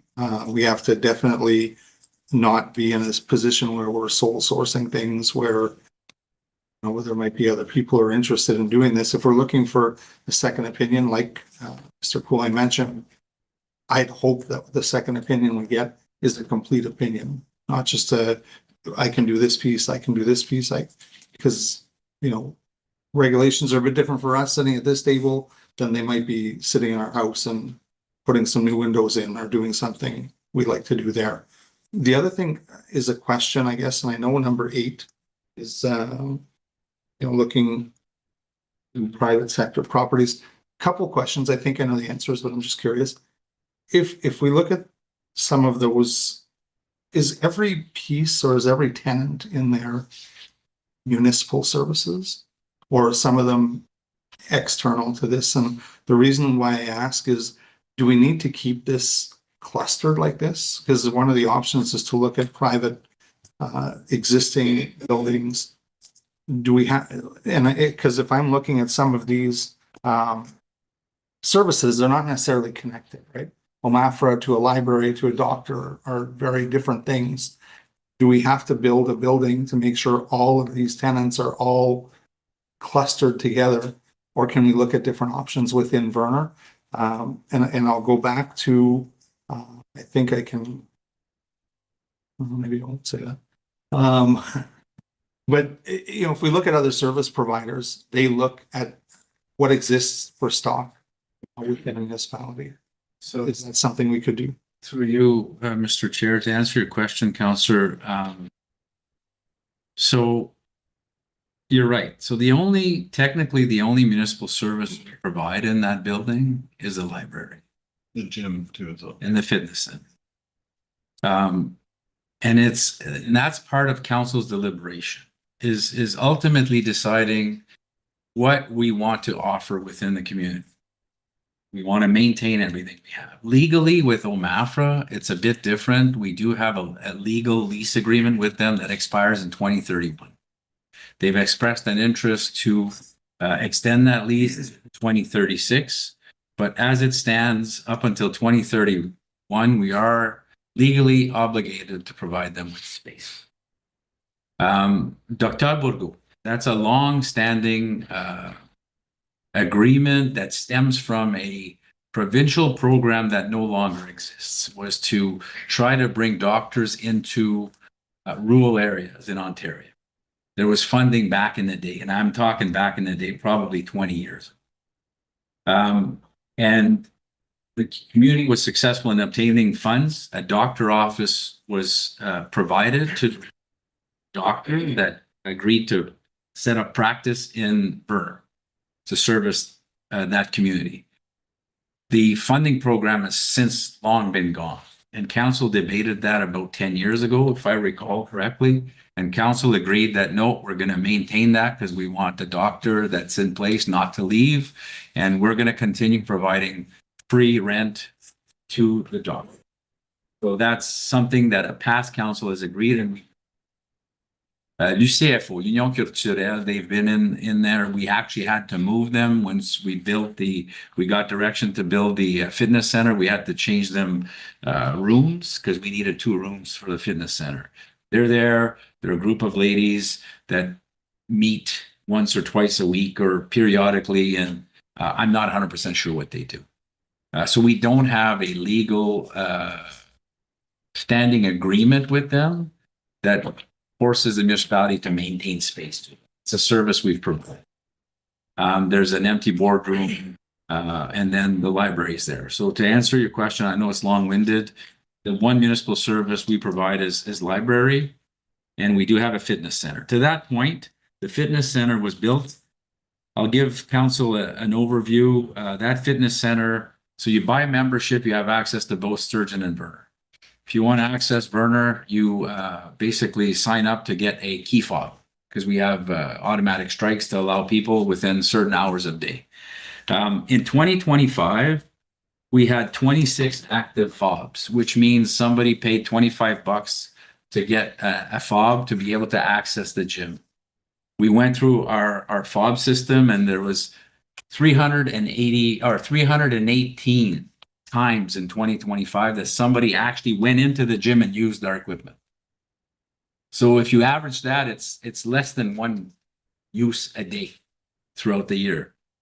That brings in, we estimate, around $2,600 in revenue for the Verner Fitness Center. To give council an example, our ACFIT equipment maintenance program that we have, so they come in, they inspect our equipment to make sure it's safe and operational, and they'll fix. Sometimes they'll put new cables to make sure the equipment's safe. Just our contract alone for the Verner Gym is $3,000 for ACFIT to supervise and maintain and repair our treadmills and all that stuff. In 2026, so far, we're only 3 weeks into January, but we have 15 active fobs. That means that 15 people that have a fob and can access our fitness center in Verner. Doesn't mean they go every day, but they've paid the $25 deposit, they have the fob, and they can use the service. So those are the numbers for the fitness center. So if council would look at either an addition at the Verner Arena, or if council looks at the private sector space, council can make the decision whether it warrants us investing in a new fitness center with this type of data. The private sector option came about because there's a current private sector building in Verner that currently has 10,000 square feet of empty space. I spoke to the building owners. They're more than happy to sit down with us and to see. We had explored that option when we tore the gymnasium down. We had looked at it, but it wasn't financially feasible because of the lease rate that the previous building owner was demanding. It was in line with Toronto numbers. It wasn't in line with Verner numbers. So we decided to back down. But the new owners seem very open to building out space. And then council could direct us, yeah, let's build space for the library. Let's build space for a new fitness center. Do we want to build space out for the doctor and provide free rent? Or do we want to sit down and negotiate something with them and OMAFRA as well? So those are the types of options. Like I said, a lot of moving parts. It's not an easy one. And that's why we're looking for direction on this. Whether council decides we're going to renovate, we're going to just do bare repairs, we're going to add a new building, we're going to make it happen. We're just looking for council to make a decision and tell us here's what's going to happen in Vernon, and here's the money. Because we need that. Thank you. Yeah, I remember the private sector does seem like we don't have quite as much information as maybe we would need, but I guess there's a lot of moving parts. You'd have to sure what's even feasible, who would even be willing to move to the private sector as well, or then the long-term financial costs too, right? Without those numbers, that's something I wouldn't mind receiving as well. Like if we're looking at requesting another second opinion on option 2, we may as well, as we're pushing it down, option a little closer as well. I'm not sure if there would be a little council for something like that. And the other thing, I just know that nobody's ever mentioned anything about the arena or around those options. But that is something too, is do we want to, as a municipality, continue to provide these services even though they may not be used, or if not paying rent because of a long-standing, and then you have to build an addition or renovate a whole building for someone who may be there. We don't know how long a doctor will be there, or if we could ever replace that doctor as well without rent, right? So then, yeah, would there be those honest conversations? That's something that's always kind of struck me a little odd there. I get that that's how it was in the past, but me, the no rent is a little odd to me. Then the gym not being used is also pretty odd. That we continue to offer that service, especially if we're renovating, because that's a very big building. And then I see that, option 5 was 5,200 square feet. I was always wondering, because the Verner lobby's large to begin with, like, would we actually need a 5,200 square feet addition, to the rink? Like, if that rink also needs money in the future, is this kind of a way to do two things at once, where you're kind of giving a facelift to the arena as well at the same time, a building that we know we won't want to lose and that we're going to need to support in the future at this time, where you kind of have that one-stop shop for the community, like other small communities do. Like almost every small community I ever played hockey in, you go, they have more than just a standalone rink and then a standalone municipal building. There must be reasons to that, and I imagine it's financial implications, staffing implications, and just maintenance costs as well. So that's something that, I know we haven't talked much about that option, but to me, that's something that, even if it's a slightly higher cost, I think it pays dividends down the line, like over decades, by having one building instead of 2 separate buildings that you're going to need to maintain. Because we can talk all different, the millions that this will require, the Verner building, but if the arena also needs money, I think that's something to be had like conversation about. I think there's likely still a little bit more conversation on this point. We're approaching 8:15, so I'm wondering whether or not we do our recess now and we can come back and pick up here. I know I haven't spoken yet, and I saw that others still have more to add to the conversation. So given that this is likely not going to end quickly, could we have a motion for recess? Yeah, you can share it now. Okay, okay, Councillor Restool and Councillor Zane. It is moved by Councillor Restool and seconded by Councillor St. Louis.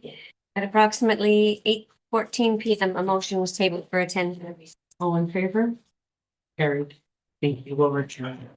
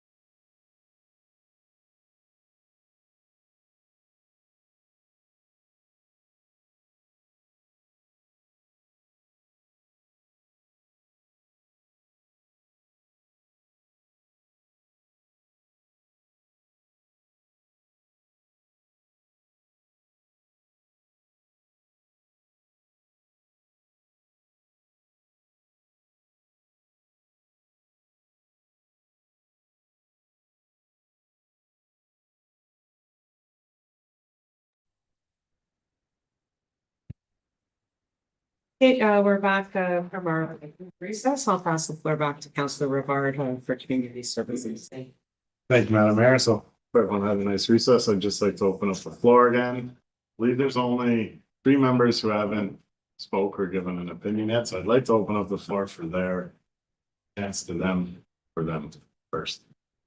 Councilor Mayor.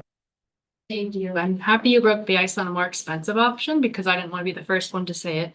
But I personally like option 5. I think it promotes collaboration between all the facilities because I also agree that in a lot of smaller communities, the arena and the library together, they offer summer programming and there's also medical buildings and it's just a nice mesh of things together.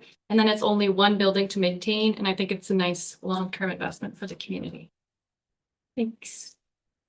Yeah, thank you. And I think just to add something that I forgot was the library went to look at the hours and it's not open as much as maybe we hope it would be open. Community the size of Vernon, so potentially something like that was my idea as well. Was you have the library at the rink where you always have staff, where you have more ins and outs. You may actually be able to provide a better service as well. And it would be a more modern library, maybe something that fits more. So that was just something when you mentioned that. Thank you. So Madam Mayor. Thank you. I'll start. You asked to eliminate, and I would eliminate option 7 because I don't think there's any value in demolishing the building. I think if we were to opt for another option, for somebody somewhere, there is value there and it could be converted into something useful. And so I would definitely take off option 7. For me, option 1 is not a good long-term investment, like just putting a Band-Aid on a building without thinking again, as Councillor Nicol mentioned, about what would serve the community best long-term. I don't think it's a wise way for us to spend our money. And you know, I'll be frank, I mean, we're faced around this municipality with several facilities that have lacked proper investment over the last couple of decades. And so to just kind of kick it down the can for the next council or the one after that to try to deal with, I don't think is, it's a bit of a dereliction of our duties. I think that we need to look at what the long-term for maintaining services in the community would be. And so with option 2, you know, I know that there might be some value to keeping it, but I still find that the building itself is not a municipal building that is designed to be a municipal building and offer municipal services. It's an elementary school. And when I look at the breakdown of the space that's provided in the staff memo, the fact that almost 25% of the usable square footage in that building is hallway. You know, where, you know, we're maintaining a significant portion of the building that has actual no specific use. And when you go in that building, the hallway is huge. It's a good portion of that building. Add the 2 vacant spaces and you're up to 1/3 of the building is currently unused or underutilized. And you know, I don't think that the pricing that's been given on this project is really that out of line when you consider that with the AODA legislation, as soon as we undertake any kind of major renovation to that building, everything has to be done in order to meet the criteria for accessibility.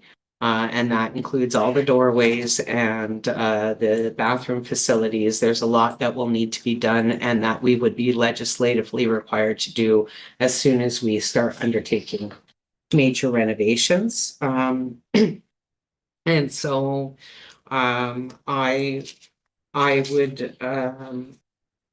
would be in favor of looking at something that was, and I don't know which one of the options 3, 4, 5, 6 that tied into the arena again. And I think it puts all of our municipal services together onto one property.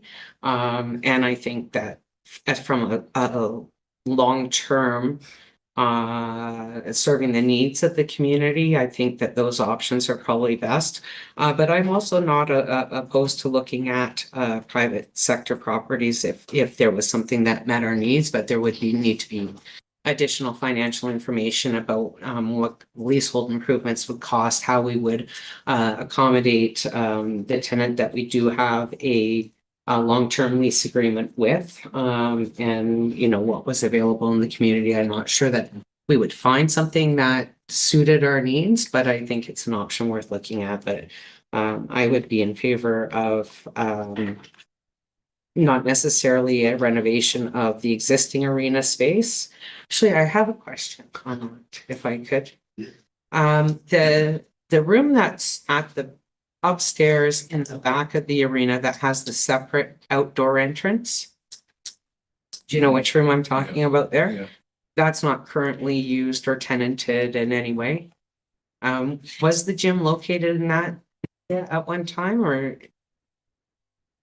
Not for the time I've been here. That Okay. room at the back was actually used at one time by a local hockey group. They would Okay. actually keep their equipment in there, and that would be their change room, and we had to put a stop to that.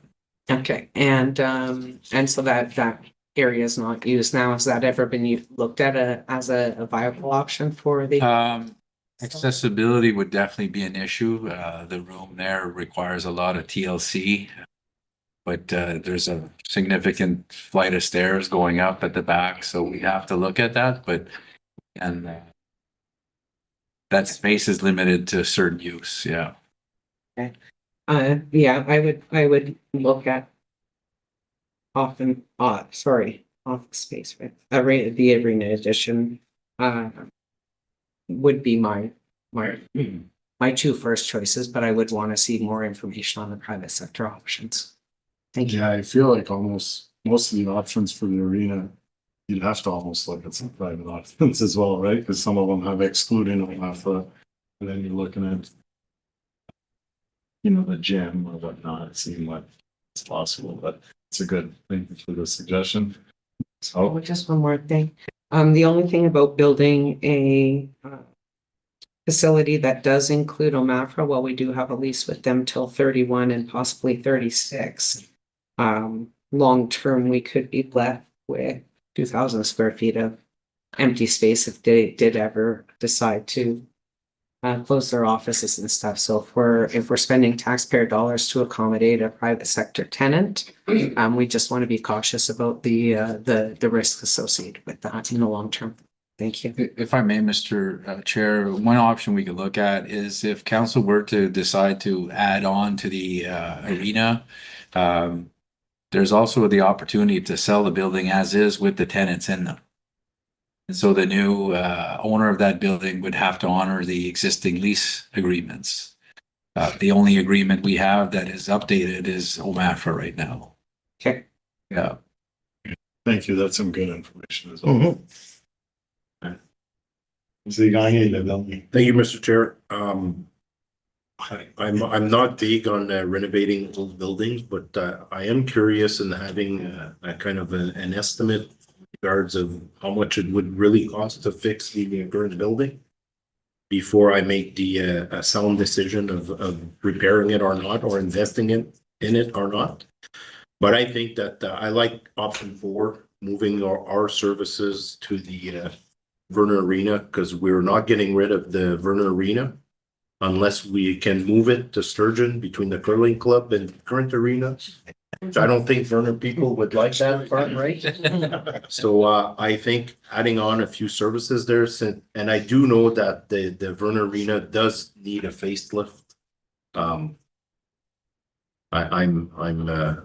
getting old, and I think that the arena has the same layout since I was 3 years old, if not even before that. So it is due for a facelift and renovation, which would be nice for to spruce up that arena at the same time. So I like the option 4, and for any private sector that we're not in the renting business, you can find them space. I like the idea of that maybe if we do sell the building, they can stay in that building with the new owner, if that may be, but that would be my recommendation. Thank you. Thank you. What's this name? That's basically what I wanted to bring up earlier. We have 8 options. I'd like to see option 9 of the private sector. That's very interesting to me, that if there's somebody out there that has 10,000 square feet that are willing, now with that said, right? What would the cost be to the municipality to put a library in there and to put the doctor in there? Because it's a service that we offer our residents in Vernon. I think it's a service that we should not stop offering. But what would be that cost? And I think if that would be fantastic to find out and know. And again, to me, whether it's option 2 or option 4. So option 4, that the Arena Hall office, that's upstairs at the arena? Yes, correct. Okay, so yeah, to me, either or is fine with me. But I'd just like to see a different, the costing on the private sector would. Thank you, Councilor Stan. Councilor Evans. Thank you. Mr. Chair, I would also like to see what Mr. Councilor Farah said, to have another estimate on this, because we've seen estimates back and forth, so I would like to see that. I would like to see another estimate on this, make sure that we're moving forward in the right direction, and if everything's according to what should, then I would opt for option 4. It's if we can sell the school and they honor the UMAFRA, then I'd be okay with this. Thank you. Councilor Talon. Thank you, President. Option 4, that would think that would be a problem because we'd have to install an elevator. Yeah, so as shown, any option with the arena, as this is right at the start of the discussion. The suggestion from staff recommendation, sorry, was to do all those AODA upgrades, the washroom, the elevator, everything at that point. Even if it's just an addition, the recommendation was to still that accessibility. Yeah, but to meet the OD, you don't need the, you don't think we're gonna put another elevator. It's got a chair ramp. No, the elevator, the price is there. If you look at option 4 underneath the, is the summary. All accessibility, 48 including AODA elevator to access the offices upstairs. Be built on the outside of the building. So to meet those specs, we had to build this. Well, if we're gonna make a public space available, we have to have it accessible. Yeah, that's what I mean. But if we don't move the tenants, oh, we don't need a. But to the mayor's point, if we ever get, or when we get to the point that we will put significant renovations and upgrades in the Vernon Arena, we are obliged to ensure that the building is completely accessible to our public. So the idea was. So it's like when you renovate a building and you've got an outdated washroom, you shall, like, we don't need to be doing every washroom in all of our buildings right now. But the minute you go into a full-blown renovation of a building, then you must meet AODA standards. So your washrooms must be AODA compliance, your entrance doors, your paths leading to the entrances. And if you've got public space upstairs and there's no way to get up there, then we'd have to be compliant and build some type of elevator to get up there. Okay, but Until that time, we don't. this type of elevator you're talking about, what we have right now, where we can push a wheelchair on the platform and it brings you up. Correct. That, We have one at the back of that facility, but you have to enter the arena. Yeah. And there's a chair that comes out at the back of the upstairs hall. so this does meet requirements? It did when the chair was installed. Not sure about standards today. I'd have to inquire about that. I assume. So. The elevators. To me, the hall doesn't fit it.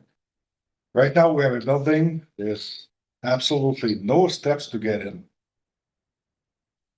It's right in the middle of town, people like it. If we push too much, there's a good risk, a doctor's gonna back up and leave. She says she's not moving again. She's trying very hard to get somebody, another doctor with her. But if we push, we're gonna, and we talk about doctors lately. Well, that's, and we talked about the bathroom. There is a bathroom that's AODA right now beside Omapra. So we don't need the 10 bathrooms at that building. Yeah, we have one that's, right? We have done one right beside Omapra. So that's all we need in that building. We don't need and more. So, and the doors are there. All brand new doors, right? We don't need the doors at each entrance with the electric, just need one, right? I'm not sure. I'd have to get some. That's what we have at the arena, just one. Because we can't put one in every doorway. We're gonna be bankrupt. Because for example, the canopy, right now we're under a snow watch. We have to manage that snow load watch all the time. But that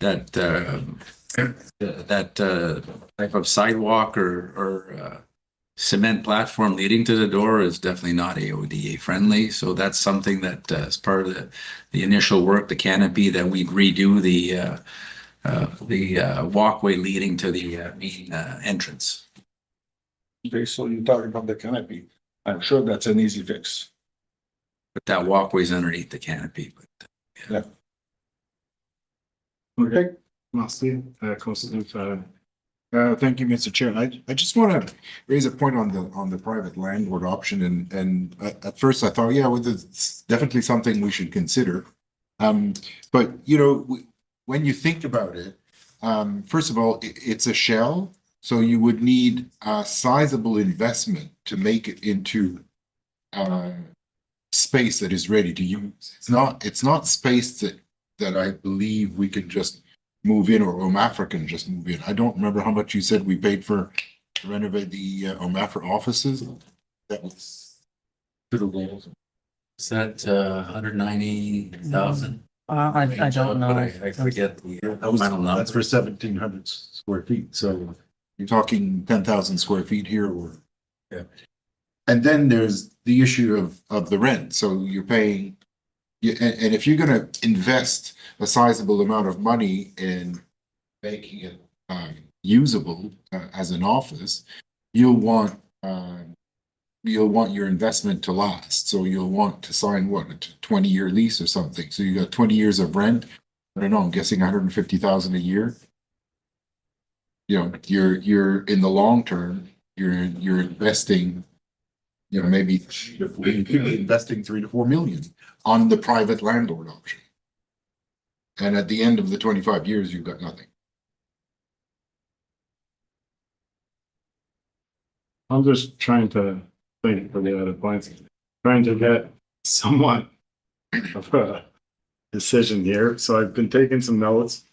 And I know that there's been at least 2 have mentioned option 2 would be the preferred option. Or a couple more who have said a second opinion on option 2, like a whole other engineered report. But then just recently, there's also 4 who have mentioned that they'd like to explore maybe a bit more the arena options, right? Whether it's you include Omafra, don't include Omafra.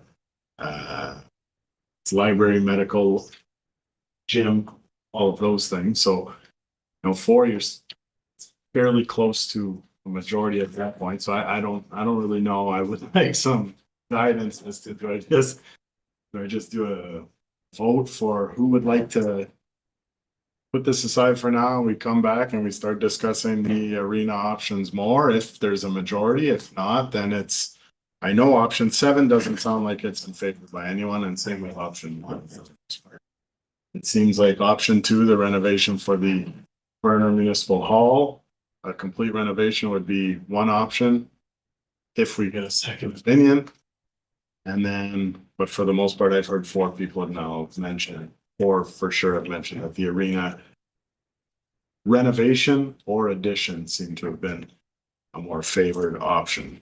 So I guess I'll start with just the arena renovation or addition. So that would be option 3, 4, 5, 6, with most likely the additional arena renovations, who would be in favor of exploring these options a little more? Because I don't think we're gonna sit here all night. If this is a route we go, that we're gonna figure out exactly which one we're doing here tonight, right? So I'd just like to see a show of hands for that. Can we go for a second opinion? That's, That was mentioned a few times. Yeah, like, we could always do a second opinion, I guess, and just, it'll still eliminate some of the options. But if we get a consensus that people still want to go this route, at least it'll eliminate something. And then the next time we come, we'd have the second opinion, potentially a second costing, and we would know. And then if the second opinion comes back the exact same, then it's fairly simple. We don't have to rehash all this. It's no, we're going to go with the arena, one of the arena options. I think at some point we have to start making some decisions. That's just why I wanted to see who is in favor of that option in general. So say if the second opinion comes back that it's the exact same or very similar or more, who would want to go with the arena option? One of the arena options. If I may just interject, there should be option 9. Look at what's local availability. Yeah, in that's the actually community. option 8. Yeah. That's option 8. Yeah. Because we could find maybe something in town that's fairly well built. Yeah. Yeah, sorry, Councilor St. Louis, I was gonna tell you that we didn't need an option 9 because we had option 8. Very good. But I'd still just like to see a show of hands if an arena option is something that people would like to entertain. I see, and then, because there's already 6 now that seem to be wanting to go more that route. But is there consensus where we would like to see second opinion? And I don't know how long something like this would take. I think that's an important question. When would you think we could? No idea. That's what's scary there for me in that way, but I mean, there's just not to interrupt you, Mr. Chair, but there's a lot of information on this building available. We can make some calls to see how busy everyone is and to see if there's somebody that we can engage with that will certainly prioritize our file and see and come back with timelines to when we think we can get a detailed assessment and report for council. But to just offhand say it's going to take a month, 2 months, I don't know. okay. What would the cost of that be? Again, I don't know. It's going to depend on what we ask of the firm to do. Like I said, there's a lot of information they might want to investigate on their own. I'm not 100% sure. As an example, we just engaged a firm to do a building condition assessment for the Club 50 in Cache Bay and the Scouts building. Essentially our last 2 facilities. It's under professional fees. I signed the PO 2 weeks ago and I forget how much. 21,000? Yeah, 21 for both facilities. And they're not large facilities. They're small facilities, but 21,000 for both to get a full detailed building condition assessment and a 10-year plan for those buildings. Thank you, yeah, so that's just why I kind of, to not disrespect anyone, I wanted to see if there was a will of council to get that second opinion. As of right now, though, there's definitely a will of council to move forward with these arena options and look at those a little closer, but I saw. Yeah, thank you, Mr. Chair. I think it's just for the group, just important to note that there may be some immediate repairs that need to be done to the building just to make sure that it is safe. I know that I've had discussion with Mr. Poulan based on the building assessment report that, if we're talking about, a full scale sort of large investment, how long that could take to turn around with regards to what our obligation is under sort of a health and safety perspective with regards to the building as is right now. So I think just for consideration for the group on that piece. Oh, thank you. Madam Mayor. My question's for Mr. Pilo, through you, Mr. Chair. So the 395 to 475 that's listed under option 1, are all of those repairs required? Okay, so let's say council goes, yeah, let's build a new building at the arena. we're 2 years out from that building being built and occupied. What is necessary to invest in the building that Madam Clerk did look up the valuation that we got, and it was $175,000. $175,000. So how many hundreds of thousands of dollars do we have to spend on a $175,000 building to keep it going until we come up with a better option? So, to answer your question, Madam Mayor, with the immediate needs provided to us by our consultant right now is the brick.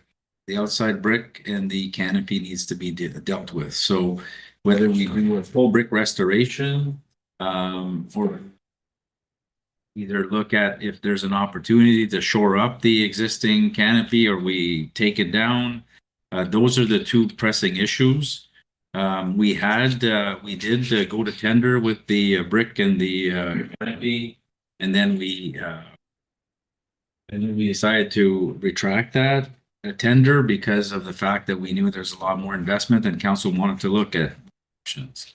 So the cost of that remedial work for brick and canopy is fairly accurate.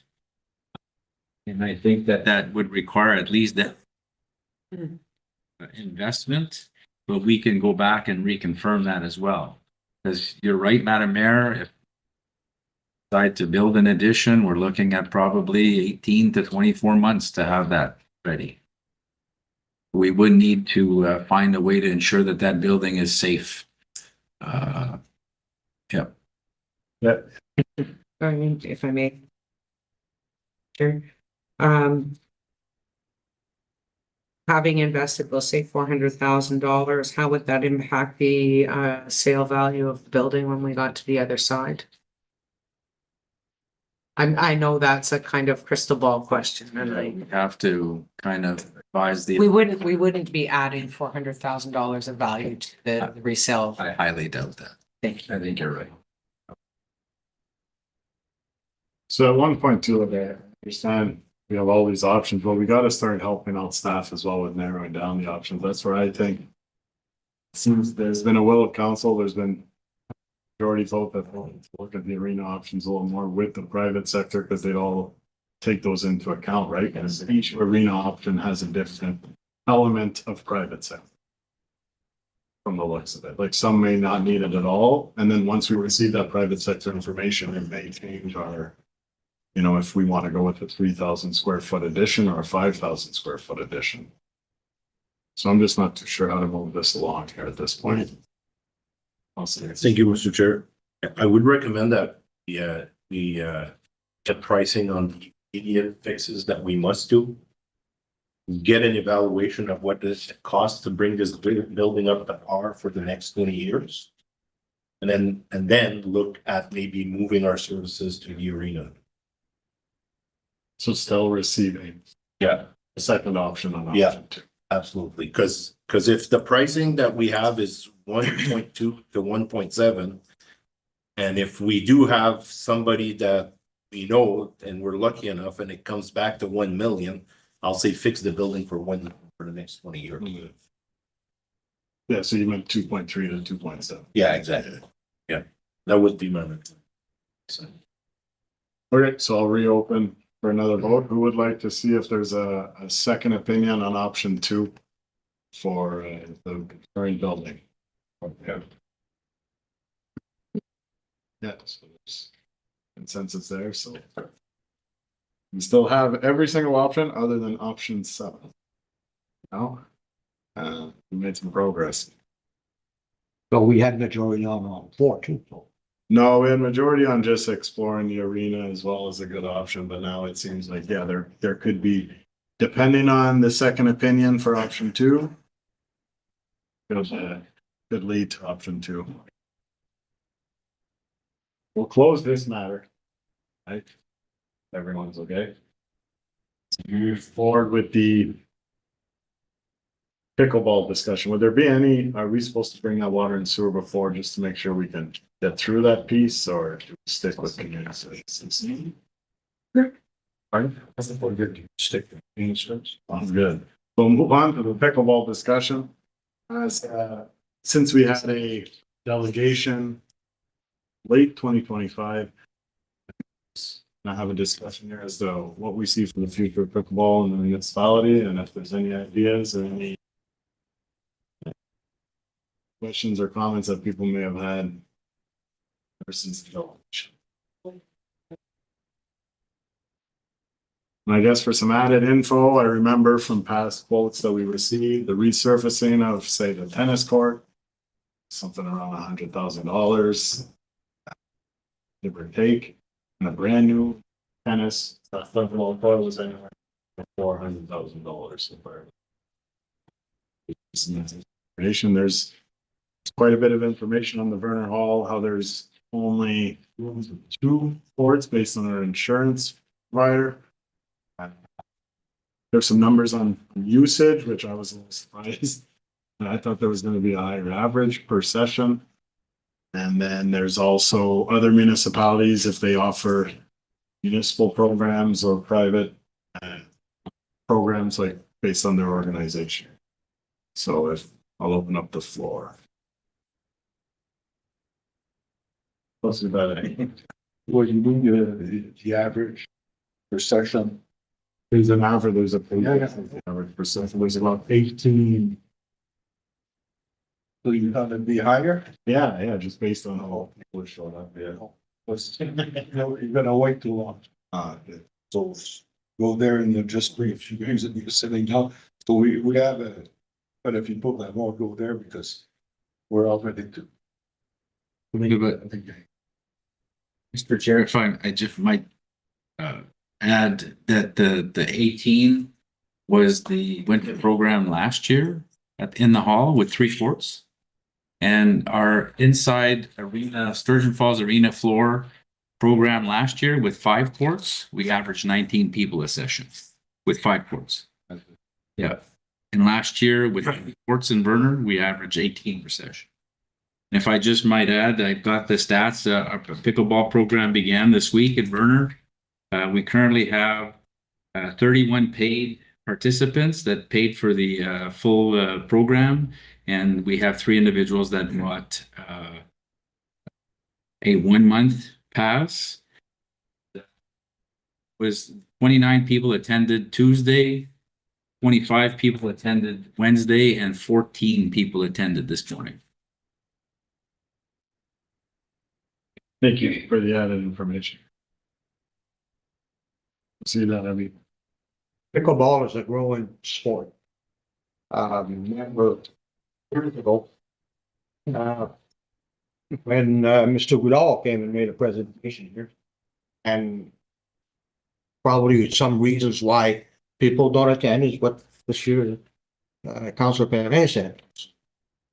And in those days, when Goodall made the presentation, it was more of the elderly that participated. Now we see from what they said is more also a young generation starting to participate in this. This is a going thing. It's a going trend, and I think we should get on it. And eventually, not now, but eventually, it would be nice to have a full-fledged court that we could host competition and fill up the motel rooms and everything else. So that would be, something to attract tourists. So I'd say we need to invest in this. Thank you. Yeah, and I guess just to add to that note, the next item on community services, we'll be discussing the property sale reserve fund. So I know that it's not something that we budgeted, it's his budget. That we would discuss that in further detail if there's a will from council to find some monies in that reserve fund. So if that's it for pickleball specific. I'm just gonna add something. It's nice to have the hall in Vernon. Sit down and have more discussion, and hoping to have it longer during the year. Because there's quite a bit of gap between there and the spring when we can get to the tennis court or even the arena stadium. So be nice, but continuous use of one of the facility. We're very lucky to have the schools. I think we should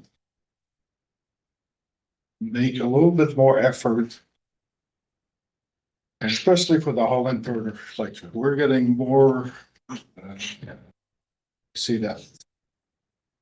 We're getting more from the school that have nothing to do with us, and I'm just saying. That's it.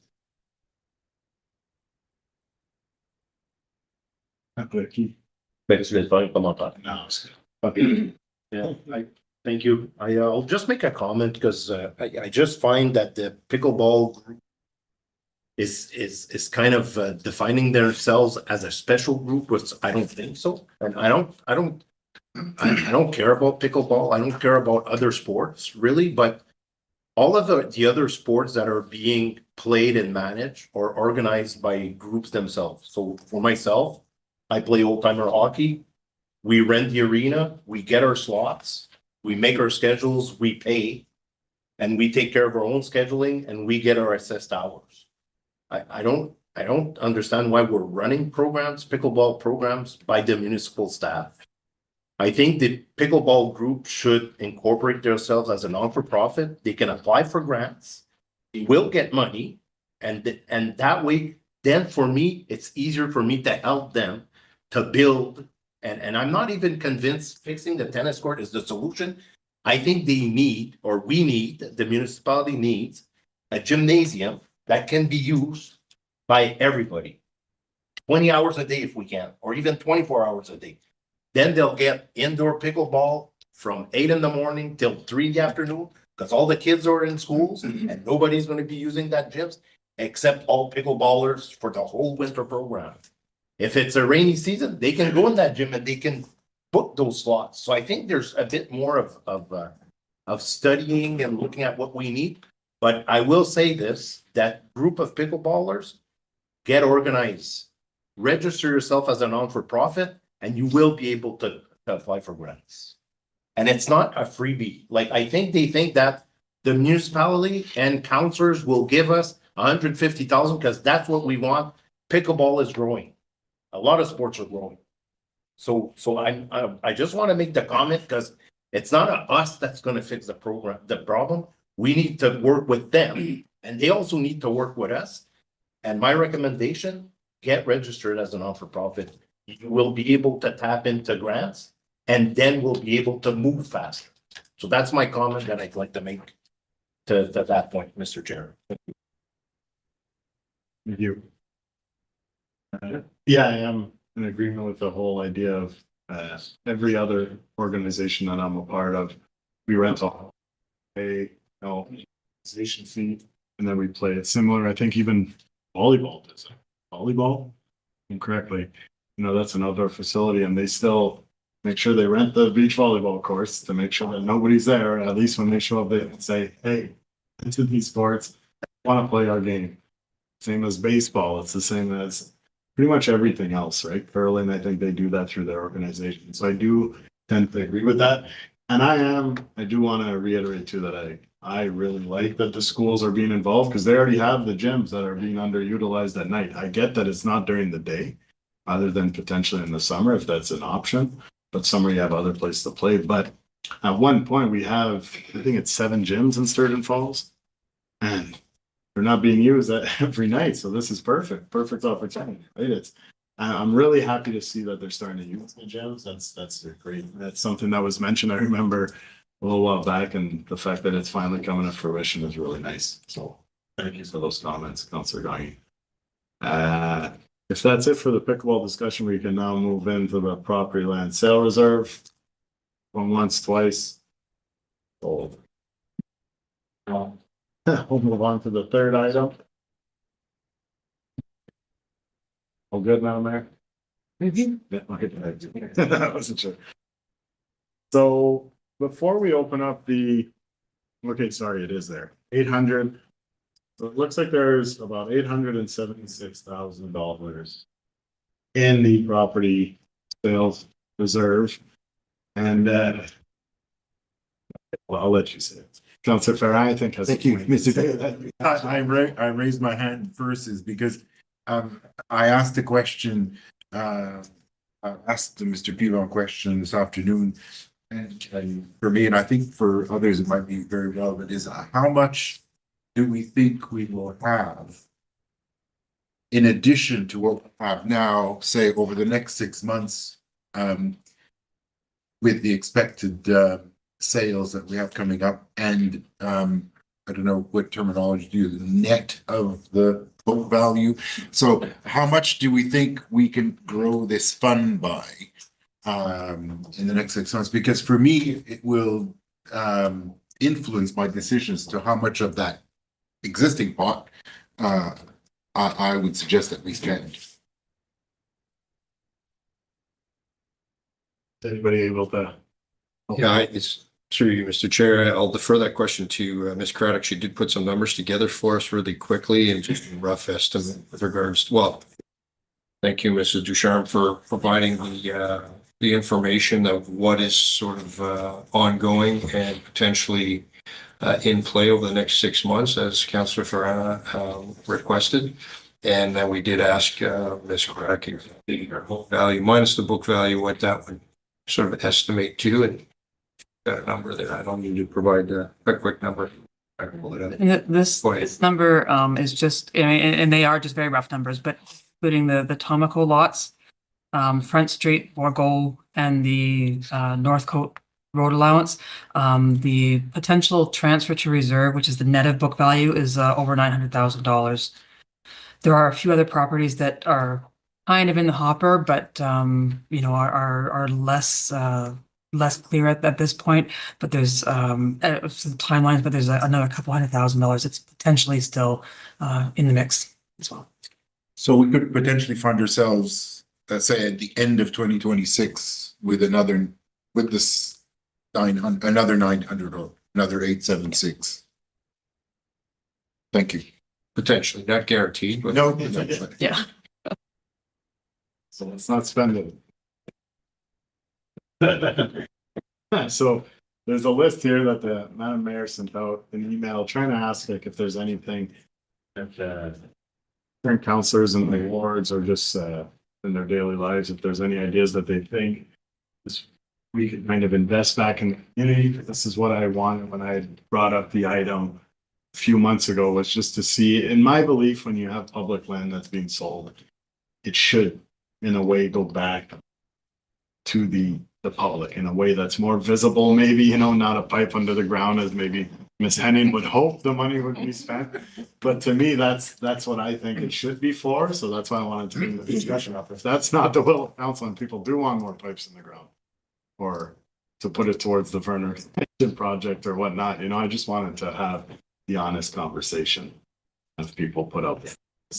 I'll open it. What's he saying? To me, I see all the options, and obviously I had a couple. Those options are there. My comment is, I think we need to be mindful though, although there's 876, I don't think we should spend or utilize that 876 right now.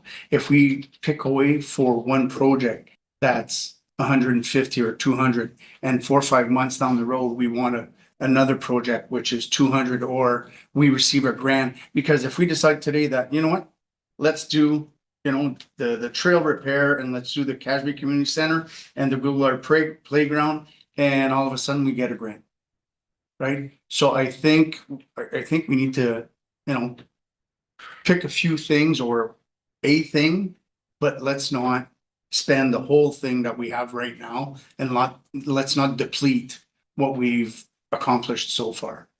So It's a good strategy. I'll say that, Abby. If I was to spend some of it, okay, and chances are, I haven't heard about this new government that was formed, that they would have a program like we had before, was the New Horizon. So halls were getting a limit of $25,000 to spend, upgrade, fit, and I see here the Manadale Community Center, the kitchen. need some upgrade.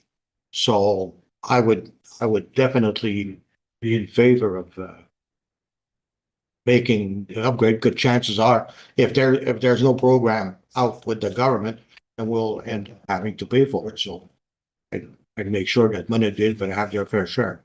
Thank you.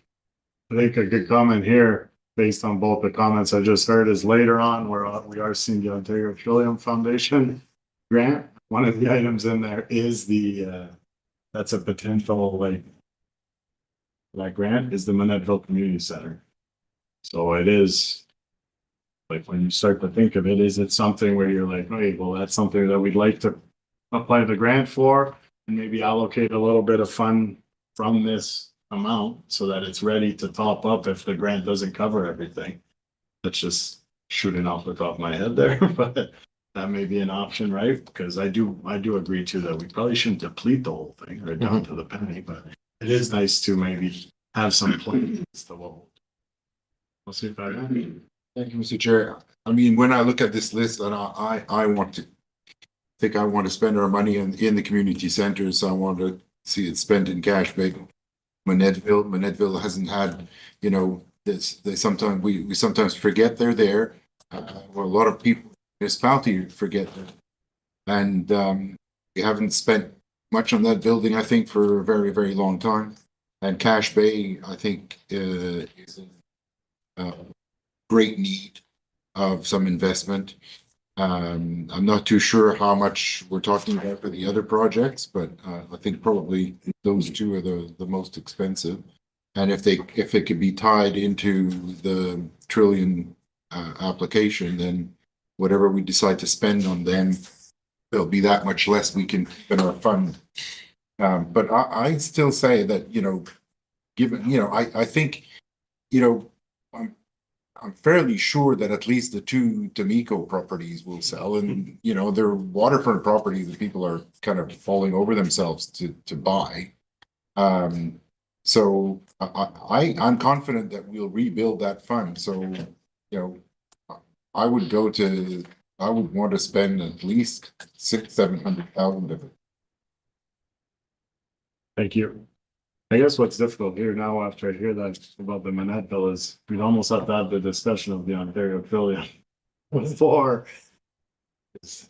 Or would you think it'd be mine? When you put 350 towards Manadville or 250 towards Manadville, but then if you get the 200, then you only needed 50 from here. So would it be that, if that's will of council, want to say, hey, we'll put that aside so that we can get that work going. And then apply for that and potentially it only costs 50,000. So I think what we need to decide is what would we like to look at and get done so that staff can come back. So let's say we say the Cache Bay Community Center, washroom, and the Manadville Community Center. I think we need to tell staff, okay, here's what we would like to get done, because they might come back and say, that's going to cost over 1.2 million. Well, we don't have that money. I know, hopefully it's not. However, but I do know that the Cache Bay washrooms are in dire need. They have been forever. But once we do start in there, they're going to have to be AODA, right? How much is that going to cost? I don't know. But I mean, you have over 300 to 350 people once a month in that building utilizing 2 bathrooms, right? So, but I think we need to decide tonight, that's my opinion, is what do we think we should advise staff to say, hey, these are our 1, 2, 3 choices. Come back to us with a cost. And then if they come back and say it's 500,000 for 2 or 3, then we move forward. If they come back and say it's 850, then we drop it down to 1 or 2. That's just my thought. Thanks. Madam Mayor. Thank you, through you, Mr. Chair. Do we have pricing on any of the projects that are listed here at all? Like even, I thought we did something with the accessible viewing platforms, or we had some ideas on that because that was up as part of another funding application we had done. Like, is there anything there that we have any roundabouts or estimates on cost on? Fortunately, I'm looking at the list. Unfortunately not. Even the viewing platforms, there's more more work required than just putting a platform, depending on, it varies from both of our arenas, but, we don't have any concrete to council, on any of these projects. We would have to, complete some further assessment. I can tell you, having discussed the Monetville Community Center, kitchen upgrade with our current staff person. He kind of did a quick math, and depending on the scope, again, we're looking at HVAC, AC, upgraded sinks, fire separation. It's an assembly occupancy building, so we have to add consultants in there. We're looking at probably some mechanical, electrical work. We're anticipating, and in addition to the AODA work required for the entrance, I think we're easily looking at 200,000, potentially more, depending on the final scope of work that we look at for that facility. But again, AODA, we're going to do it to code, and we're going to do it to municipal standards. If I may? Yeah. Continue, thank you. Okay, from my perspective, if we just want to get through this discussion, my top 3 picks, and I'm going in the order that they're presented, not in the order of my opinion, would be Monetville Community Center. I'd like to look at some augmentation on the project at Goulard Park, including, like the football uprights and maybe a gazebo or maybe a band shell or something along those lines that just kind of adds a little value add while we're already in that facility, and something with the Cache Bay Community Center. We know the washrooms are in questionable condition. And so those would be my top 3 picks. Thank you. How about in order? No. And now in order of preference now. Councilor Laird. In my order that I would see it would be what it did. The repairs, Goulart Park and field rate securities cameras. With that being said, did we apply for any of the grants as of now of this? Can we apply for some grant? Can we dedicate this money after we ask for grants, we don't get it, then we move forward? Because right now, if we put the money in, like someone was saying, and we get the grants, then we know what we have, let's put it aside, go for all the grants we can now. So for you, Mr. Chair, as the chair had mentioned, there's the next topic of discussion is the Trillium grant application. That program opens on February 4th and it closes on March 4th or 5th. So council has to direct us on which. We recommended 3 projects based on program eligibility criteria. Monetville is part of that, and so is pickleball resurfacing. So when you apply for a program, they have objectives and criteria. Those 3 programs fit the program criteria. The other one is the already approved project for the complex at the pool and the lobby entrance. Because it's such a short, and we're getting into your other topic, Mr. Chair, but we have one application to submit for Trillium, and we would maximize the $200,000, and it is for capital. As an example, I don't believe the security cameras at the field rink would qualify under a program like that. So council can give us direction afterwards, but we are always looking for grants, and we are trying to maximize the grant money as well. Let me check. Trillium is the only avenue so far. It's the one that's being presented today. Yeah, it's the one program that's open, that is going to open in the next 2 weeks. That is capital in nature and recreation and leisure buildings or municipal facilities. I know through the federal department, okay, we had numerous times, 3 times, $25,000 to improve our buildings. But I think those, councillor, were tied to senior center. Yep. So if we have a senior center that could qualify, I think it was the New Horizons program. I think it's not open right now. It's closed.